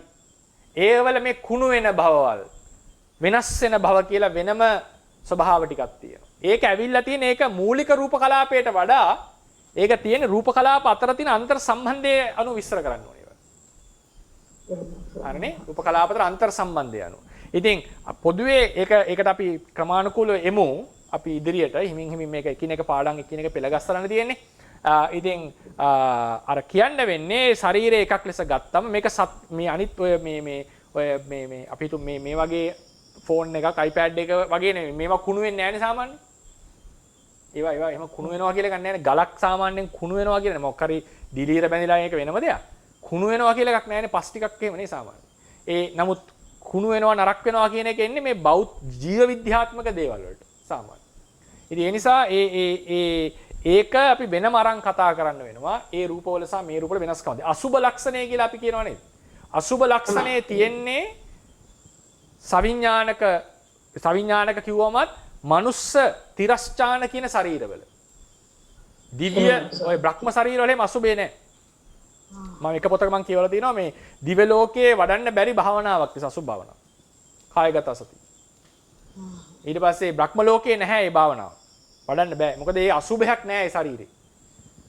ඊට පස්සේ ඊළඟට අපේ අසුබේ මතුවෙන එකක් තමයි මේ ජීව විද්‍යාව. ඒක තමයි ආහාරයේ පටික්කුල සංඥාව කියලා අහලා තියෙනවා නේද? භවනාව. ඒ ආහාරයේ පටික්කුල සංඥාවේ කතා කරන්නේ මේ ආහාරයේ කුණු වෙන හැටි වෙනස් වෙන හැටි. එකක් තමයි මේක පැයක් නිකන් තිබුණේ පිළුණු වෙලා යනවා මේ ආහාරය. ශරීරයට අවිල්ලා ජරාවටපත් වෙන එක වෙනම දෙයක්. මේක පිළුණු වෙනවා මේ ආහාරය. ඒතර ඒ ආහාර පටික්කුල සංඥාවෙන් පැහැදිලිනවා මේ ජීව විද්‍යාත්මක දේවල් මේ වගේ කුණු වෙනවා. දැන් මේ ඩස්ටර් එක වගේක් එහෙම වෙන්නේ නැහැ සාමාන්‍යයෙන්.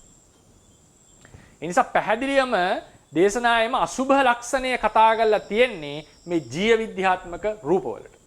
එතනත් පැහැදිලි වෙනස දක්වන්නට ඕනේ. අසුබ ලක්ෂණය තමයි ඒකට හොඳම සාධකේ. අවිඥානික වස්තු වලට බුදුරජාණන් වහන්සේ කියලා තියෙන්නේ අනිත්‍ය සංඥාව වඩන්න කියලා. gedara dora කියන එක බලන්නකො. මේක පිළිබඳ ආසාව දුරු කරන්න අසුබනේ වඩන්නේ අනිත්‍ය සංඥාව. මනුස්ස ශරීරවලට තමන්ගේ ශරීරයට තියෙන ආසාව වඩන්න දුරු කරන්න තියෙන අසුබ සංඥාව. දේශනාව එනවා. නිසා ඒක අපි හරි අර පැහැදිලි නේ? හරි. තියෙනවා. සහජාත පච්චේන පච්චයෝ අඤ්ඤමඤ්ඤ පච්චේන පච්චයෝ නිස්සේ පච්චේන පච්චයෝ ඔක්කොම තියෙනවා. මම මෙතන නිස්සේ විතරක් ගත්තේ මෑනියෝ එකිනෙක පිහිට කරගෙන තියනවා කියන එක නදහස් කරේ. නැත්තම් ඇත්තටම කිව්වොත් හට ගන්නවා කොහම සහජාතයේ තියෙන්නට ඕනේ. ඕනෝන්ට උපකාර වෙනකොට අඤ්ඤමඤ්ඤේ තියෙන්නට ඕනේ. ඊට පස්සේ නිශ්‍රේ ප්‍රත්‍යයේ තියෙන්නට ඕනේ. මේ සියල්ල අපි කතා කරන්නේ. ඔව්. සෝනත් සරසරයි ආනන්ද. මේ ආනන්ද කතා කරන්නේ මේ පොඩි ප්‍රශ්න දෙකක් අස්සලා තියෙනවා. එකක් මොකද වෙලා තියෙනවා විතරක් මේ අර උපවාසෙ මුලින් කතා කරන්නේ අර මේ ආලෝකය කියන එක මේ සතර මහා භූතයින්ට සම්බන්ධ නැත්තේ කියන එක සෝනත් පොඩ්ඩක් මට පැහැදිලි මදි. ඒක කොහෙද මේ අපේ ධර්මතාව අතර සම්බන්ධය කොහෙද තියෙන්නේ? සතර මහා ධාතුන්ට සම්බන්ධයි කියලා මං කිව්වේ නේ. සතර මහා භූතයන්ගෙන් එක ආලෝකයේ සම්බන්ධ නැහැ. ඔව්. සතර මහා ධාතුන්ගේ නිර්මිත වූවක්. දේශනා කතා කරන්නේ අපි ධර්මයේ. අංශු අංශු බාහිර කියනවා. ඔව්. එතකොට එතකොට දැන් මම හිතුවා බාහිර සංග්‍රහය කියලා මේ ආලෝකය කියන්නේ රූපේ ඉඳලා තියෙන සම්බන්ධතාවය නිසා ආලෝකය කියන්නේ දෙයක් නෙමෙයි කියන කතාවක්. ආලෝකය anu රූප කලාප එකතුවක්. අප තේරවාදයේ හැටියට. අංශු ගොඩක්. අංශු ගොඩක්. හැටියට සලකනවා. මොකද ඒක අනිත් එක දෙක මේ උභාක වෙලා තියෙන විතරක් අපර මේ හෑන්ඩ් අවුට් එකේ අර කියපු වෙනස්කම් ටික ලියා ගන්න බැරි වුණා සවන්න සබහන්ත වෙලා තියෙනවා විතරක් කියන්න මම පස්සේ අහගන්න. ඒකේ අපි කියන්නට තියෙන්නේ නම්බර තියෙනව නේද මහත්මයා? නම්බර හරි දෙවෙනි පිටුවේ තියෙනවා තේජෝ වල රූප කලාපෙටදී දායකත්වයේ කියලා මාතෘකාවක් නේද? ඒකේ පළවෙනි වාක්‍යය ඉතිරි කරන්න තේජෝ ධාතු ඉතිරි ධාතුන්ගේ විශේෂයෙන්ම වායු ධාතුවේ ආපෝ ධාතුවේ ක්‍රියාකාරීත්වය විශාල දායකත්වයක් ලබා දෙයි කියන එක තියෙන්න ඕනේ. ඊළඟ වාක්‍යය කපන්න ඕනේ. එය තාපය අධික වෙන කල්හි එහෙම කියලා ගිහිල්ලා කල්පනා කළ යුතුයි කියලාදී එතනට වෙනකන් කපන්න කිව්වා. ඊට පස්සේ ඊළඟ වාක්‍යය තවද කියන වචනේත් අයින් කරන්න. ඒක නැත්තම් කැතයි වාක්‍යය. හරි. ඊට පස්සේ ඊළඟ වාක්‍යයේ තේජෝ ධාතුව නොමැති වූ හොත් කියලා තියෙනවනේ. එතන ඉඳලා ඒක ඒ ටික තියෙන්න ඕනේ. ආපෝ සහ වායෝ ධාතුන් මනාකොට ක්‍රියාත්මක නොවන අතර එලෙසටම කියන තැනට වෙනකන් කපන්න ඕනේ. ආපෝ සහ වායෝ ධාතුන් කියන තැන ඉඳලා නොවන ලෙසටම ආපෝ සහ වායෝ ධාතුන් මනාකොට ක්‍රියාත්මක නොවන අතර එලෙසටම කියලා තිබ්බේ. ඒ ටික කපන්න ඕනේ. මොකද මේ වාක්‍යය ඒතකොට අදහස පැහැදිලි. ඒතකොට එන්නේ මෙහෙමයි ඉතිරි වෙන්නේ. තේජෝ ධාතුව නොමැති වූ හොත් ඉතිරි ධාතු තුනම ශක්තිමත් නොවි රූප පරම්පරාව බිඳ වැටි. ඕක තමයි වාක්‍ය ඉතිරි වෙන්නේ. ඊට පස්සේ තව එකක් ලියාගන්න කිව්වා ආපෝ සහ ඒක අලුතෙන් ලියන්න ඕනේ. අර වාක්‍යමයි ලියනවා අපි. ආපෝ සහ වායෝ ධාතුන් මනාකොට ක්‍රියා කිරීමද නොවේ. මනාකොට ක්‍රියා කිරීමද නොවේ. ඔය ඒක තමයි වාක්‍යය. තරවසන්නයි. හරි එහෙනම් ගොඩක් රාත්‍රී වුණා. අපි අද දවසේ ආහාර කරනවා. හෙට දවසෙත් අපි රූප කලාප පාඩමයි කතා කරන්නේ. දවස් කීපයක්ම මේ කලාප මාතෘකාව අපි තව දෙක තුනක්ම යයි. එහෙනම් අපි මේ ධර්මයේ සාකච්ඡා කිරීමෙන් රැස්පත් කරගන්න දෙනා වූ කුසල සම්භාරය තව තවත් ධර්මඥාන භාවනාඥාන දියුණු වීමට උපකාරයක් වේවා. බුද්ධ ශාසනයේ චිරස්ථිතිය පිණිසත් උපකාර වේවා කියලා ප්‍රාර්ථනා කරමු. බුද්ධ ශාසනං චිරන් තිට්ඨතු බුද්ධ ශාසනං චිරන් තිට්ඨතු බුද්ධ ශාසනං චිරන් තිට්ඨතු සාදු සාදු සාදු